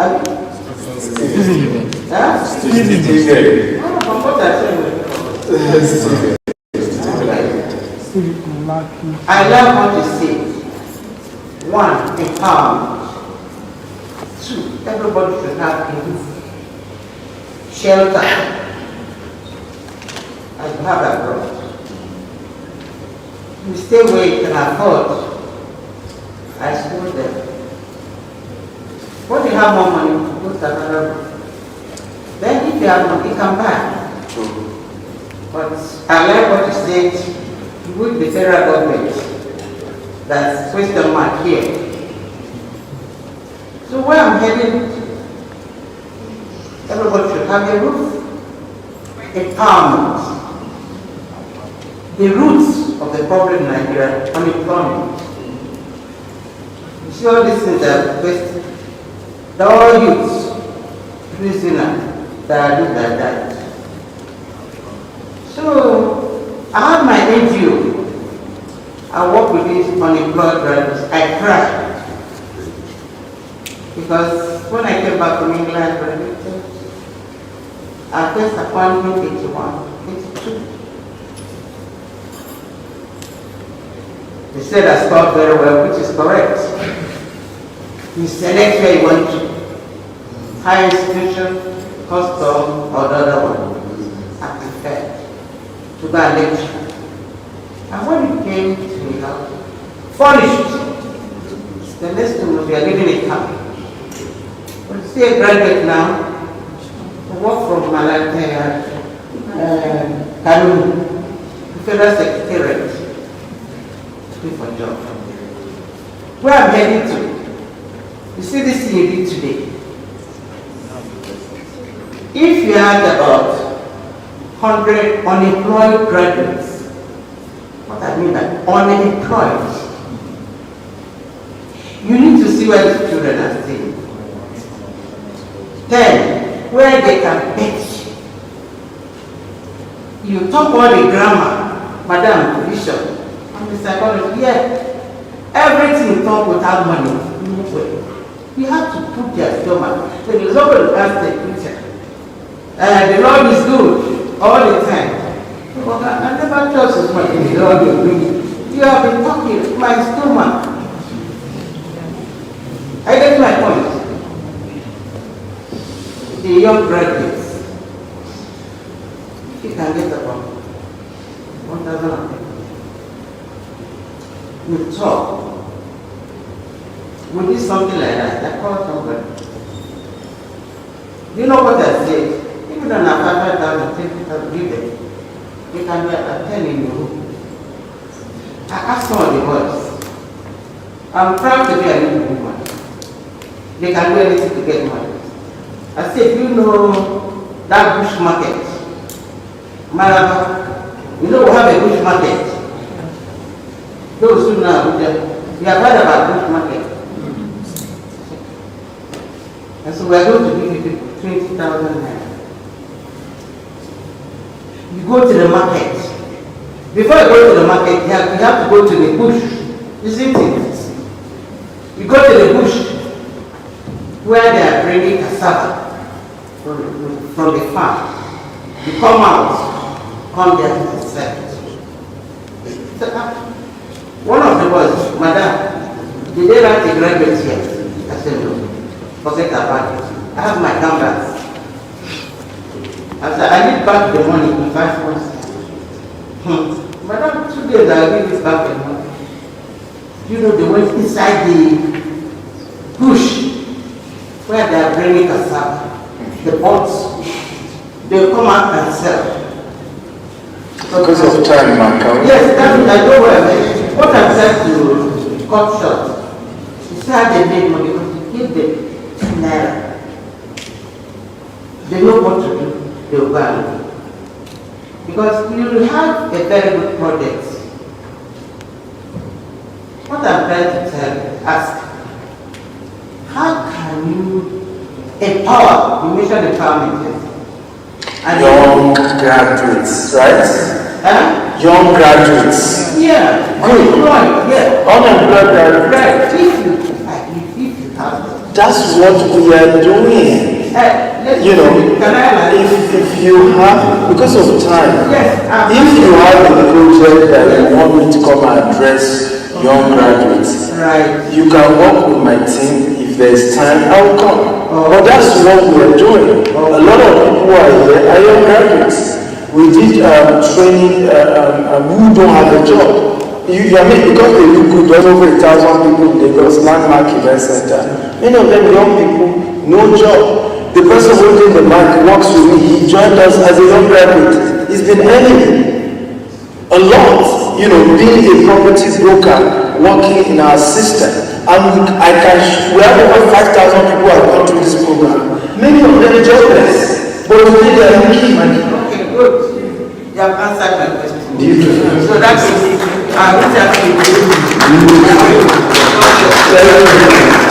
so you can reach out to our people. If you want me to address, you know, why not? I charge to train people, but they will give you a form, don't be scared by the price, just fill it, and I will be there.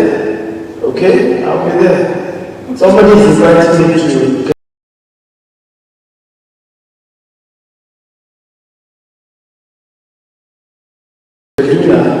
right, to come and teach some people, and we've had to work it out with the team. I will be back in Nigeria, I think, in August.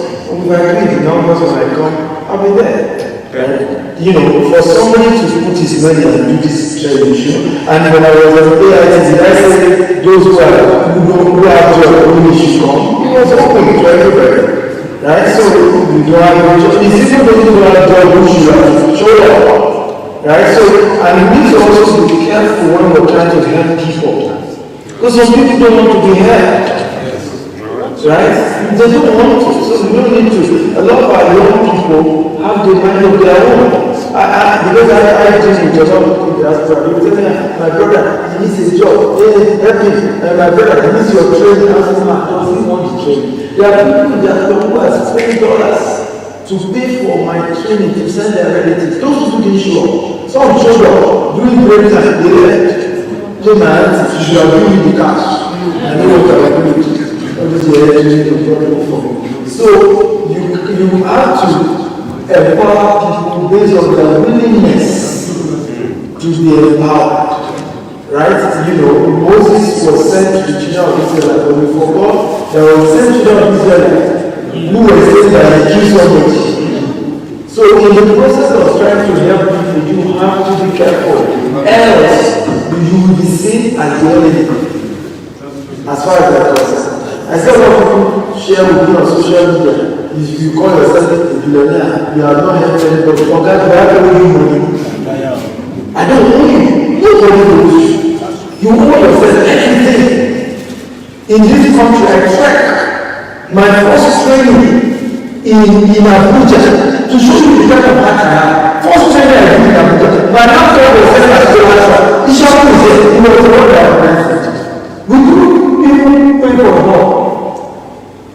We have to drop my laptop as collateral. One room of hotel. Somewhere down here. Oxford. Is it Oxford? So for you to see the kind of heart I've had, in this time, I had this 2014. We didn't start today. But again, people have to be willing.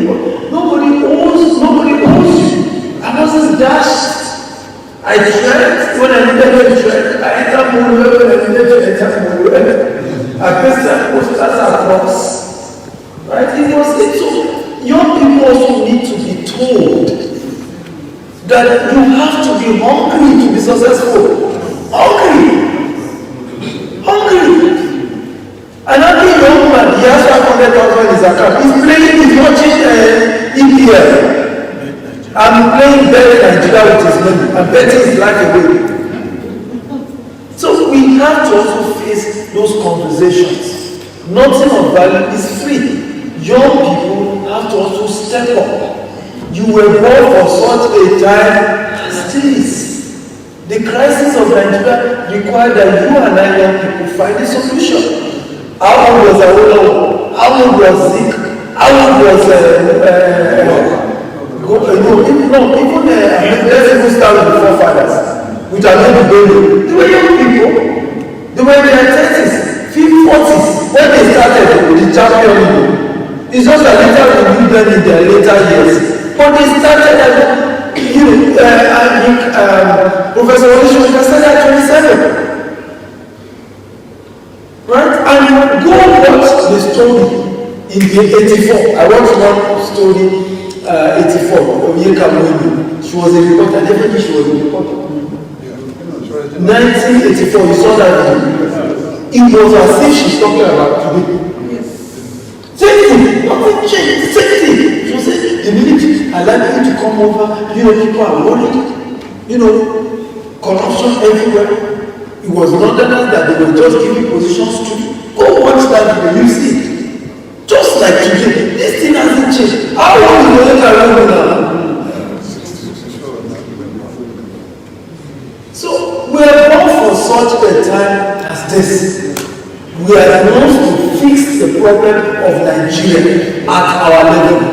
Me, I said it on China's television. Give me the headache of real estate. I'm taking it head on. And that's why you see go on all television talking about real estate. I told them, give me this, see of us as a South Forest. I'll be sky papers there.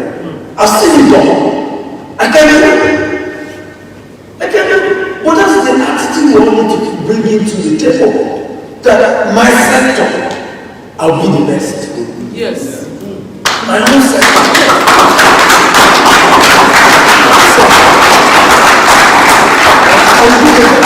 There was a story of a woman that was interviewed. I think it was Elon Musk. You know, and the lady, they said, why are you cleaning this office with so much passion? She said, you don't understand. I want to be the best cleaner. Because if I don't clean this floor well, they won't be able to start holiday in the moon on this. Yeah. So because they will contract diseases. So I'm cleaning this floor. My role is important in people going to the moon and to Mars. Can you see how somebody broke down as little as being a cleaner in the place? That's the attitude you and I need to have. Okay? Go ahead. Thank you, ma'am. I just wanted to add to what you said. Now, this is a new era. This is not the time for us to be handing out money to people. Yes. And the tool you are going to give to them is knowledge. The knowledge that will open their mind is to move. How many times you give them money, they will keep coming, and they will fail in their businesses. But if you give them knowledge, they will fail and they will try and they will trek and they will sweat and they will make it and they will come to you and thank you. My visioning company is an enterprise, right? A social enterprise. I have a business connection company, an international business connection company. And I will tell you that my visioning company alone has empowered many people around Nigeria, including young adults and orphans. And I can categorically tell you that even orphans, they are doing a whole lot. What did we do? We opened their minds to see the possibility. So what we need to add them with this knowledge is not money. Beautiful. Can you are you number 2? Yes. Okay. My question is, in terms of visionary, I want to learn how to, because I've seen it in YouTube, I'm studying on so many things, but I want to learn how to do it to be able to inculcate it in everything I'm doing too. And then I have issues and I think I have a lot of things going on at the same time. So I want to know how to put this scale of preference and all that. That's where you come in, that's why I enjoy your listening more. So I don't know how you can help me to achieve that. Thank you. All right, thank you very much. Please clap for our host here. Because I have to say, I have a program coming up, second quarter vision board workshop. I told you people I do one every December, right? And the people who did theirs December, like second or third week of February, they already achieved 85% of their various quarter vision board, or in the distance. Some of them are here. I have the second quarter coming up. And for you in here, like I said before, it's a social enterprise. I want more Nigerians to dream, including the government, top people. I want them to open their eyes and do the right thing. So for me, it's not about profits, it's about spreading the message. Because I want Nigeria to be like the me when it comes to thinking. So here, if you're in this room, I will give slots for people in here, not for the 20,000 naira I'm charging. 20,000 naira is a fee below. Because the tools that we use is almost, so you're not paying for knowledge, you're just paying for the tools that you're going to use. So if you're in here, 10,000 naira. Because the pay for and you can register, but you have between today and Tuesday to do your registration. Beautiful. Can we clap for so that was the problem. I also want to encourage you is one of the things I shared in the book about niche. You have to pick your niche and stay there. You can't do all things. Right? You can't do all things, right? There's just this, temptation when we're very creative to want to do everything. There's one thing that I can give you everything. Look for that one thing and stay there. I never expected our company to do our first 100 million in 2015. At that point, we now had enough money to employ many people to do most of what we do. right? But I stayed in the same business from 2000 to 2015, we did over 200, almost 200 a year. Right? That's when I then expanded into real estate. So many of you, the same needs to happen. Focus on one business till you grow the income. To a point where you can now have proper office structure and employ enough people. At that point, you can say, you are in charge of this division, you are in charge of that division. You understand, these employees can keep expanding those dreams.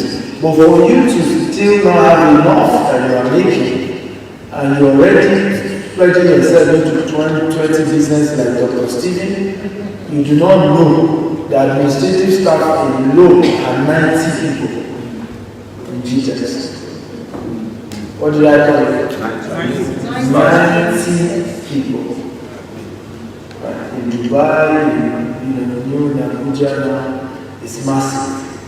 So if you don't know, you will look at it, you see often on social media, right? And you're thinking that you can do it. There's a process. You see why we're saying you need a mentor.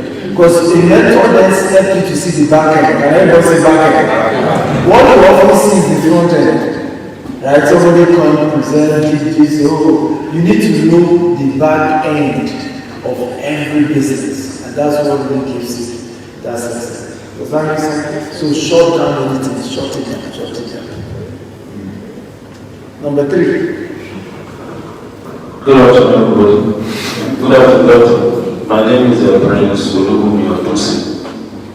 I'm the head of the Project and Project Account Management of the NAFON, National Economic Infrastructure Fund. My area of concentration where I want to have some little highlights from Dr. is the area of mass housing scheme.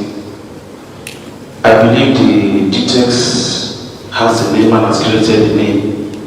And with the era of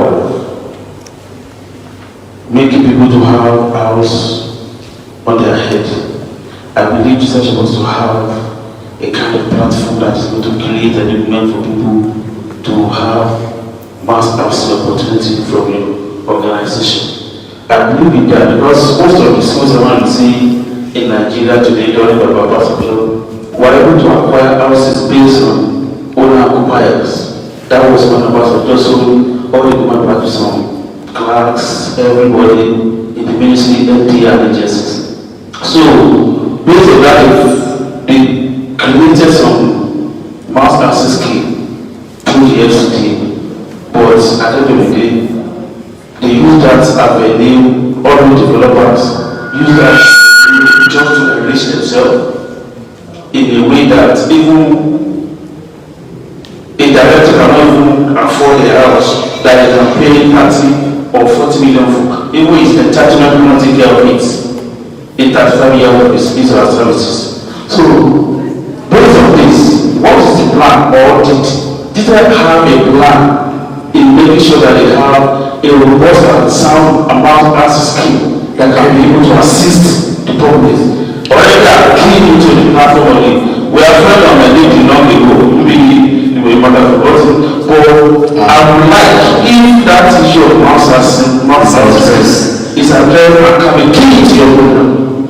Thank you very much. The answer is we are not the president, we are not FCT minister, and we cannot provide mass housing scheme. It's not our job to do it. We're not going to do it.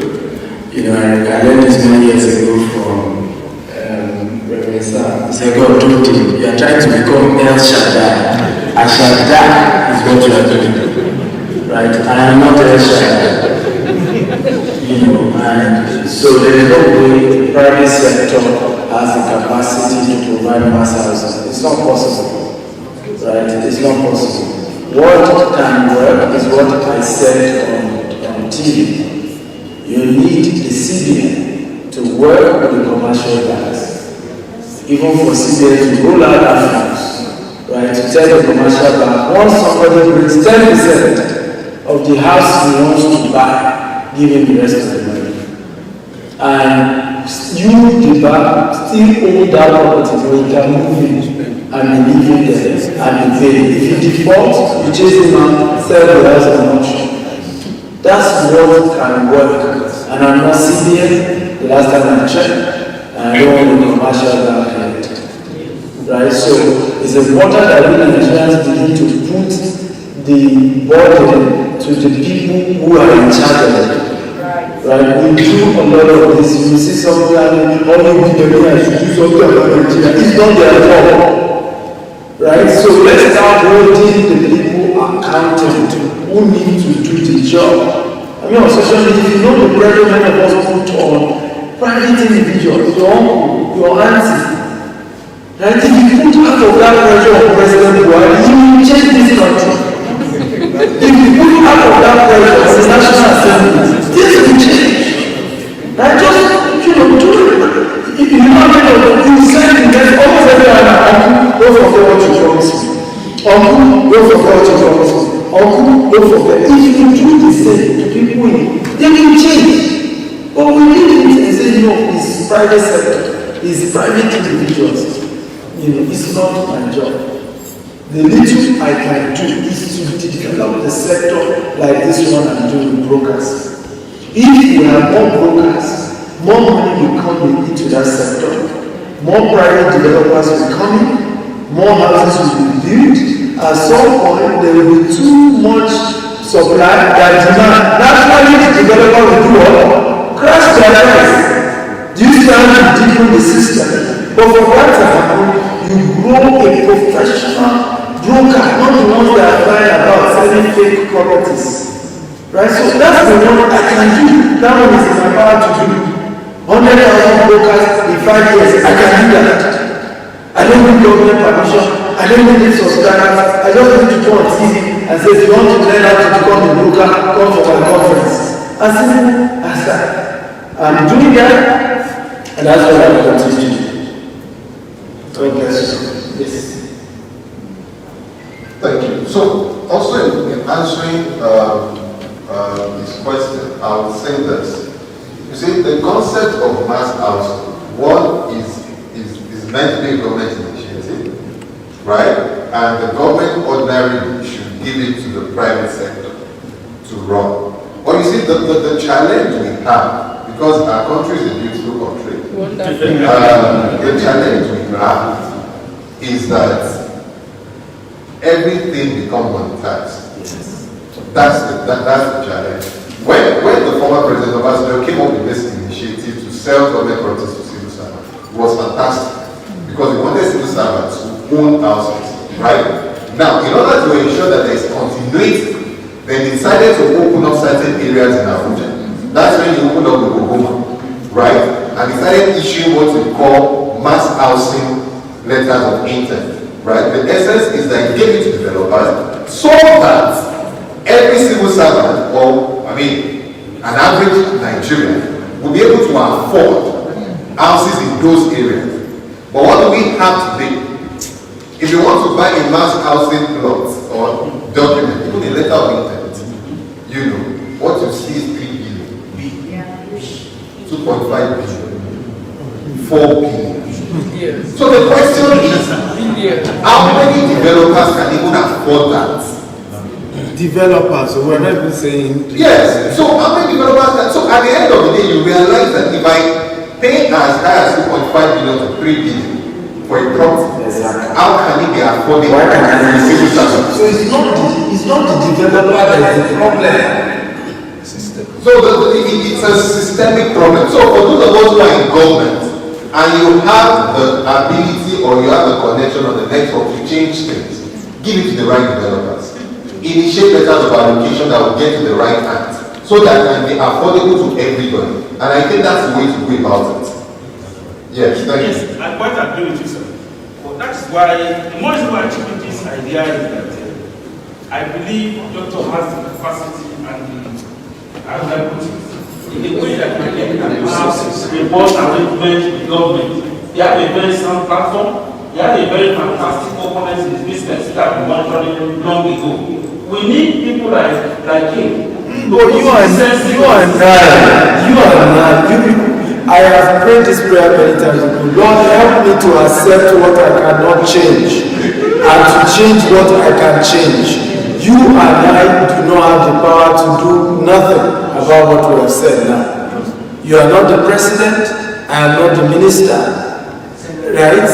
And I do not even have the appetite to go and sit in the office of God. God knows if I enter any minister's office, he doesn't attend to me, tells me I walk out. God knows. I don't have that time. I don't know how to walk. I told you I was in an elevator with one. I didn't say anything. You should know my kind of temperament. So I can't go. I can't say, what do we do? We're just talking. Next question, please. Okay.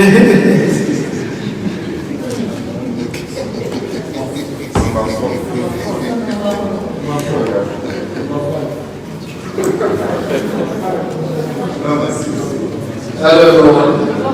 My name is Kingston Ajima. I'm a digital marketer.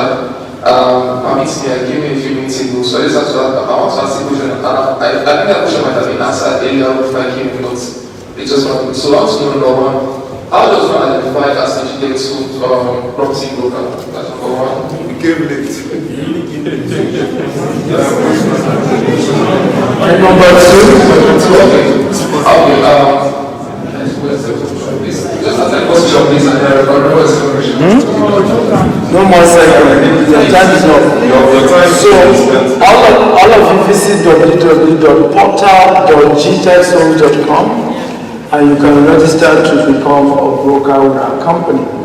Okay, and you can, after this event, you can also meet them on the back to ask them for how you can register. We also send a message to everyone and give them the link to register. You just register online. And that's how you can be able to sell. Yes, number 5. Thank you very much, sir. My name is Emmanuel Bodo. My question actually is that as a broker with Gtexthomes,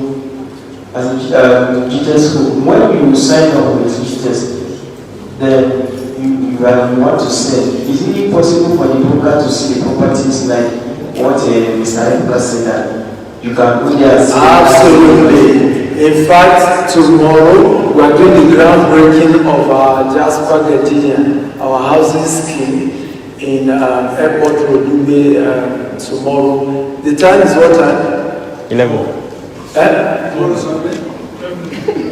3 p.m. I will expect that. Everybody's expecting. In fact, can we send SMS to everybody who showed up now? Send it now, while we're here. So all of you are invited. You go there, you do videos. We just even got the land at the back also. So because we've stopped selling land, we just want to start building houses. And you deposit 5 million, you spread the dollars in 20 months. So that's the program we have. Anything else you can't do everything. Even that 20 months is too much for me. Left to me, I prefer 3 months. We move. Right? So that we can do more. Remember, we're doing 25,000. So the more you drag the time, the longer it is. But we decided all of this affordable, we are giving it 20 months. But like I said, for people on TV, you don't need to be able to afford it. Start selling. Make commission. A lot of Nigerians in diaspora have the money. Do you know how much come from Nigeria in diaspora? I think, COVID just reduced it. Before COVID, 10 billion. 20 billion. That's a lot. Right? And none of them is towards buying property, just like speak. So now you have credible property. When I do pay that, I don't target Nigeria. I target US, UK, and then under interest, I put Nigeria, Yoruba, outside. So that the people, Nigerians in diaspora, that will see the property I'm selling.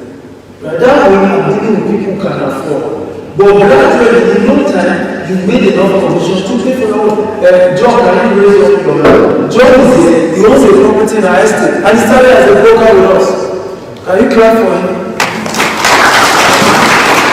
From the money he was making, he started paying for his own land too. Right? In Beirut. In fact, he bought his own land with us before buying a car. And I remember saying to him, I'm proud of you because young people don't think like that. They prioritize car before owning a property. Right? He was one of those who went to Dubai with us, all expense paid trip. In July, we were taking another 50 people to Maldives. You sell 2 units, 2,000 units, all expense paid trip. You sell 10 plots, all expense paid trip. Easy. Right? Pastor Hase was supposed to join us, but he was in UK.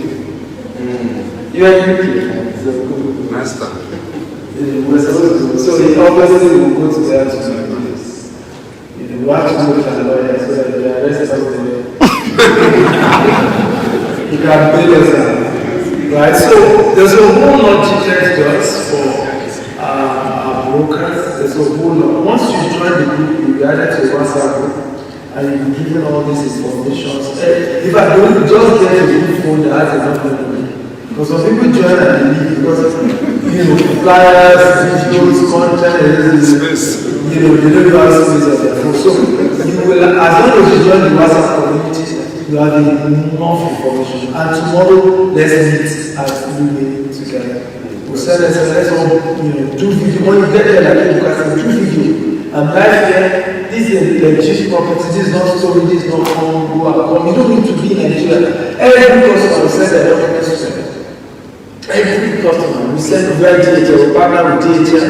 So those who are not in Nigeria, we send it to them wherever they are. If you are in Nigeria, also we send a document to them. So no need for third party, no story, no I paid money, they didn't give me nothing. Right? That's the kind of transparency. Our mobile app has just been launched.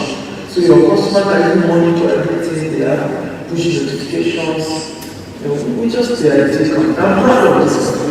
Sorry that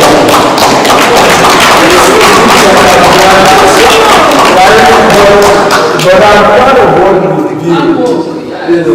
But it took a lot of hard work. It took a lot of shouting on the people who work with us. But there are also patient people who understand the vision and understand that for us to get there, all of us have to sit up, and get the job done. Yes. Last.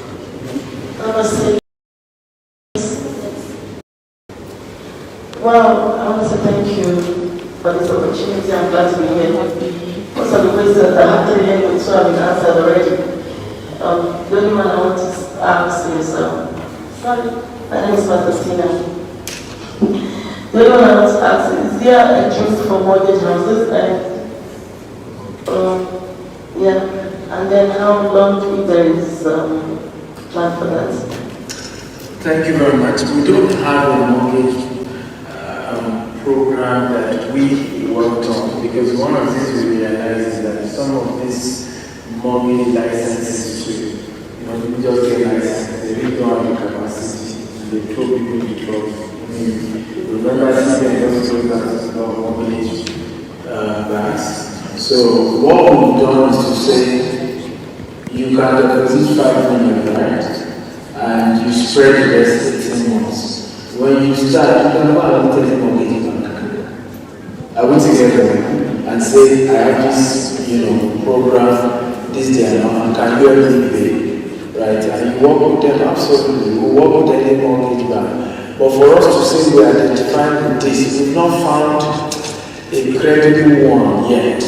Because we also don't want issues. I don't know if you understand what I'm saying. Suddenly, CBN announced that they revoked the license of the mortgage bank, everybody stopped. Right? We don't want that. But we are getting a microfinance bank license. We're buying a microfinance bank very soon. Gtexthomes, is doing that.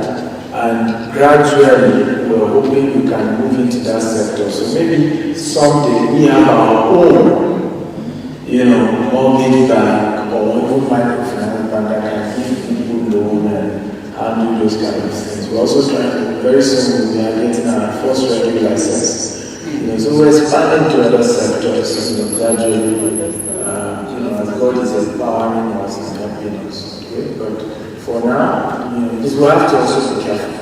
We didn't borrow a single loan to own any of our estate. We don't owe any commercial bank one call, and we're keeping it did that one. I thought you were It's important to be careful that through back door, we don't put ourselves in that situation. I don't know how you understand.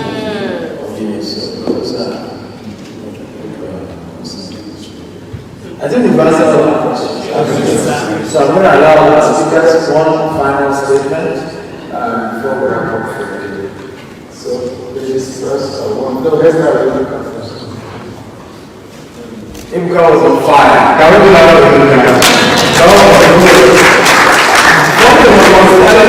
First panel session, which was necessarily cool. When we had it down from the Ibuka, like the Ibuka,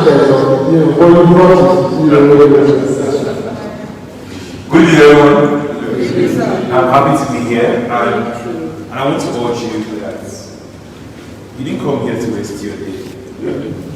Saturdays are very precious, and this was a long weekend, with Salah and everything. You didn't come here to waste your time. This company is one I'm proud to have identified with for the last 6 years. They've made millions.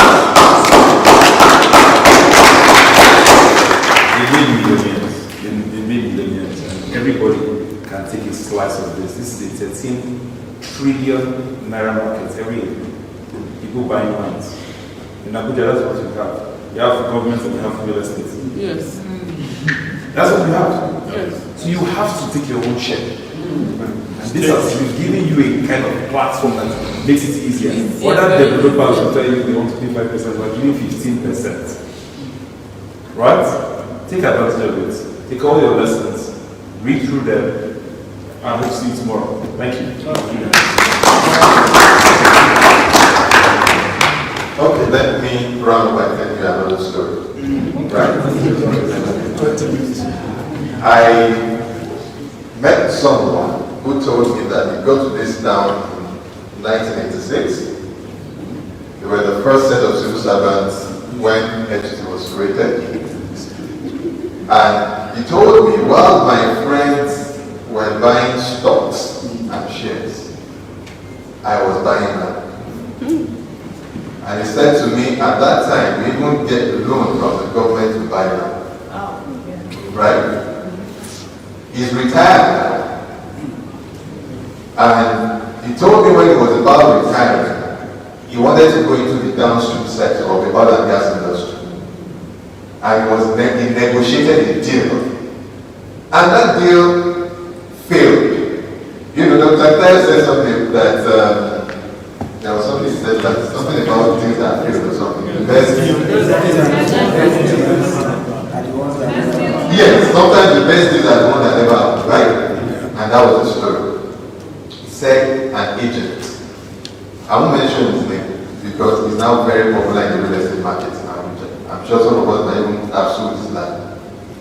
Who was his tenant in that period? Because almost all civil servants in Abuja State in area 3 then. He said he was the one, when he was about retiring, I think he retired about 6 or 5 years ago. He said the guy told him that, okay, instead of buying filling station, why don't you start real estate? Right? I didn't see the guy as an agent because I think he's a broker, because he was able to convince the man, because he knew the man had the money. And the man bought a property. Bought that property 80 million naira then. And I know that property. Today, as I speak to you, it's not that somebody told me. I know. That man bought that property for 80 million. He has structured 2 deals in respect of that property. Just about 4.5 hectares. I'm aware that he has made 500 million in the first deal. The second deal is making about 1.6 billion. Right? With real estate, you never get it wrong. Right. You can never get it wrong. Right. So I'll tell you, if you are still wondering whether you're in the right business or not, you are. Because every wealth in the world is gotten from the soil. So everything you need is actually in the land. Just tap into that. Thank you.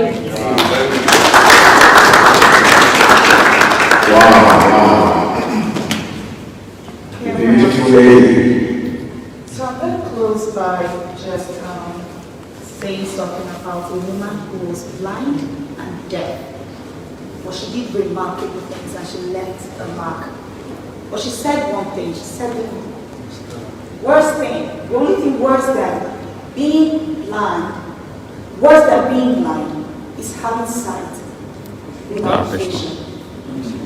Right? Having sight without what? Vision. Her name is Helen Keller.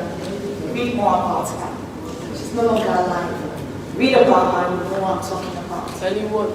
Helen Keller. So, open your eyes and see the future of real estate and be amongst those who get it and be under Gtexthomes, a company that is doing it in an open way.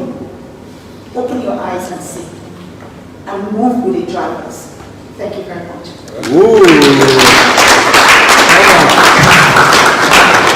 Can you turn up for our one more time?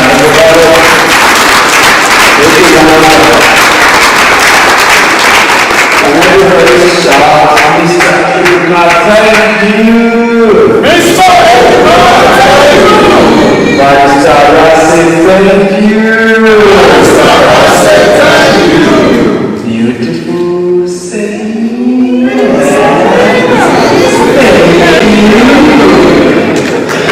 come on, clap for all our amazing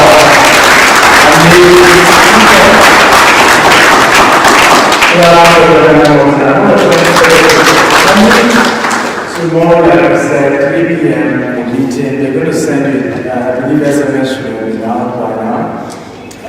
They're going to send you the GPS so you can grab your own there. You can always call on the way. Take this serious, take this flyer. I'm going to be using every month we will be doing this type of conference. Yeah. Thank you. Every month, just so that I can grow this church and keep getting also to the people. And I see everybody as someone who will always do.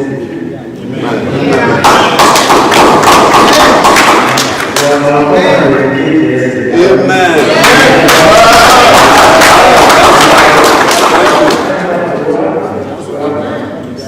You just be faithful. Powerful statements, they are not taking that to the last situation where we train people, the parents know we train them in the market for investors, training their customers so they didn't more like it's about faithfulness. You can't say everything. Don't really come to me and ask me for what you don't have. Maybe you should go and meet this person. You will be able to say to me, oh, this is the one I have. That's the integrity. That's a really good respect for that. Be faithful. Because it is being faithful that you're able to meet people. It's also another thing that needs to be. There's no link. Some of you have said to me 3 years, 5 years, you sold over 500 million for this company and you need my help. It's not possible. Right? And that's part of starting your way. Does that make sense? It's not starting your way. So, I hope many of you take this serious, you commit to this, and we'll make the millions together. I'm not going to join in my place in July. That I see you like this. We'll be together. Just sell 2 housing units in the 5 million. Just speak. I think we can have a 5 million. Just speak. Well, I need to just 2 housing units. Or 10 points. Just easy. Easy. I think it's 5 points. Hello, how many points is it? Where is everyone? How many points? Because I think it's even not 10. I think it's even 5. So, not that much. How many plots qualify for our trees? Is it 5 or 10? 10. Are you sure it's 10? You have to have sold an acre at least, an outright. Yes, 6 plots. 6 plots, yes, equals margins. So either you do 2 units of housing or 6 plots. How much is 6 plots? How much is 6 plots? So what is this we doing tomorrow? It will give you the land is 14 million pounds, and we're giving discount 8 million, 7 million. That's 50% discount. 7 million, 8 million installment, 3 million is spread over 6 months. Right. But that's exclusive deal for tomorrow, because we are now looking for the housing scheme. Right. So you want to tell your friends, your government, start using as register, this is really good to register. And as soon as you join the WhatsApp, you tell them you to put it on all the Facebook, WhatsApp, all this.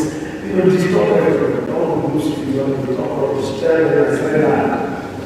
Right, I just finished. I want to teach you one to social capital. Do a video and say, I just finished the training on how to be professional property broker. Right, that's how I do. Now, I was going to show you everyone else. Are you ready? Yes. Come on, are you ready? Yes! Yeah? Are you ready? Yes! So, I'm going to say Gtexthomes consultant. You're going to say billionaire. Gtexthomes consultant. Gtexthomes consultants. Brokers. So, what comes together? By the way, those of you who buy this book, I'm taking pictures with. You buy this book, I take pictures and you don't need to sign it. So I just free copies here. It's for the $7. Make sure you get your copy before. Yeah. So, can we all come together? Everybody. Closer.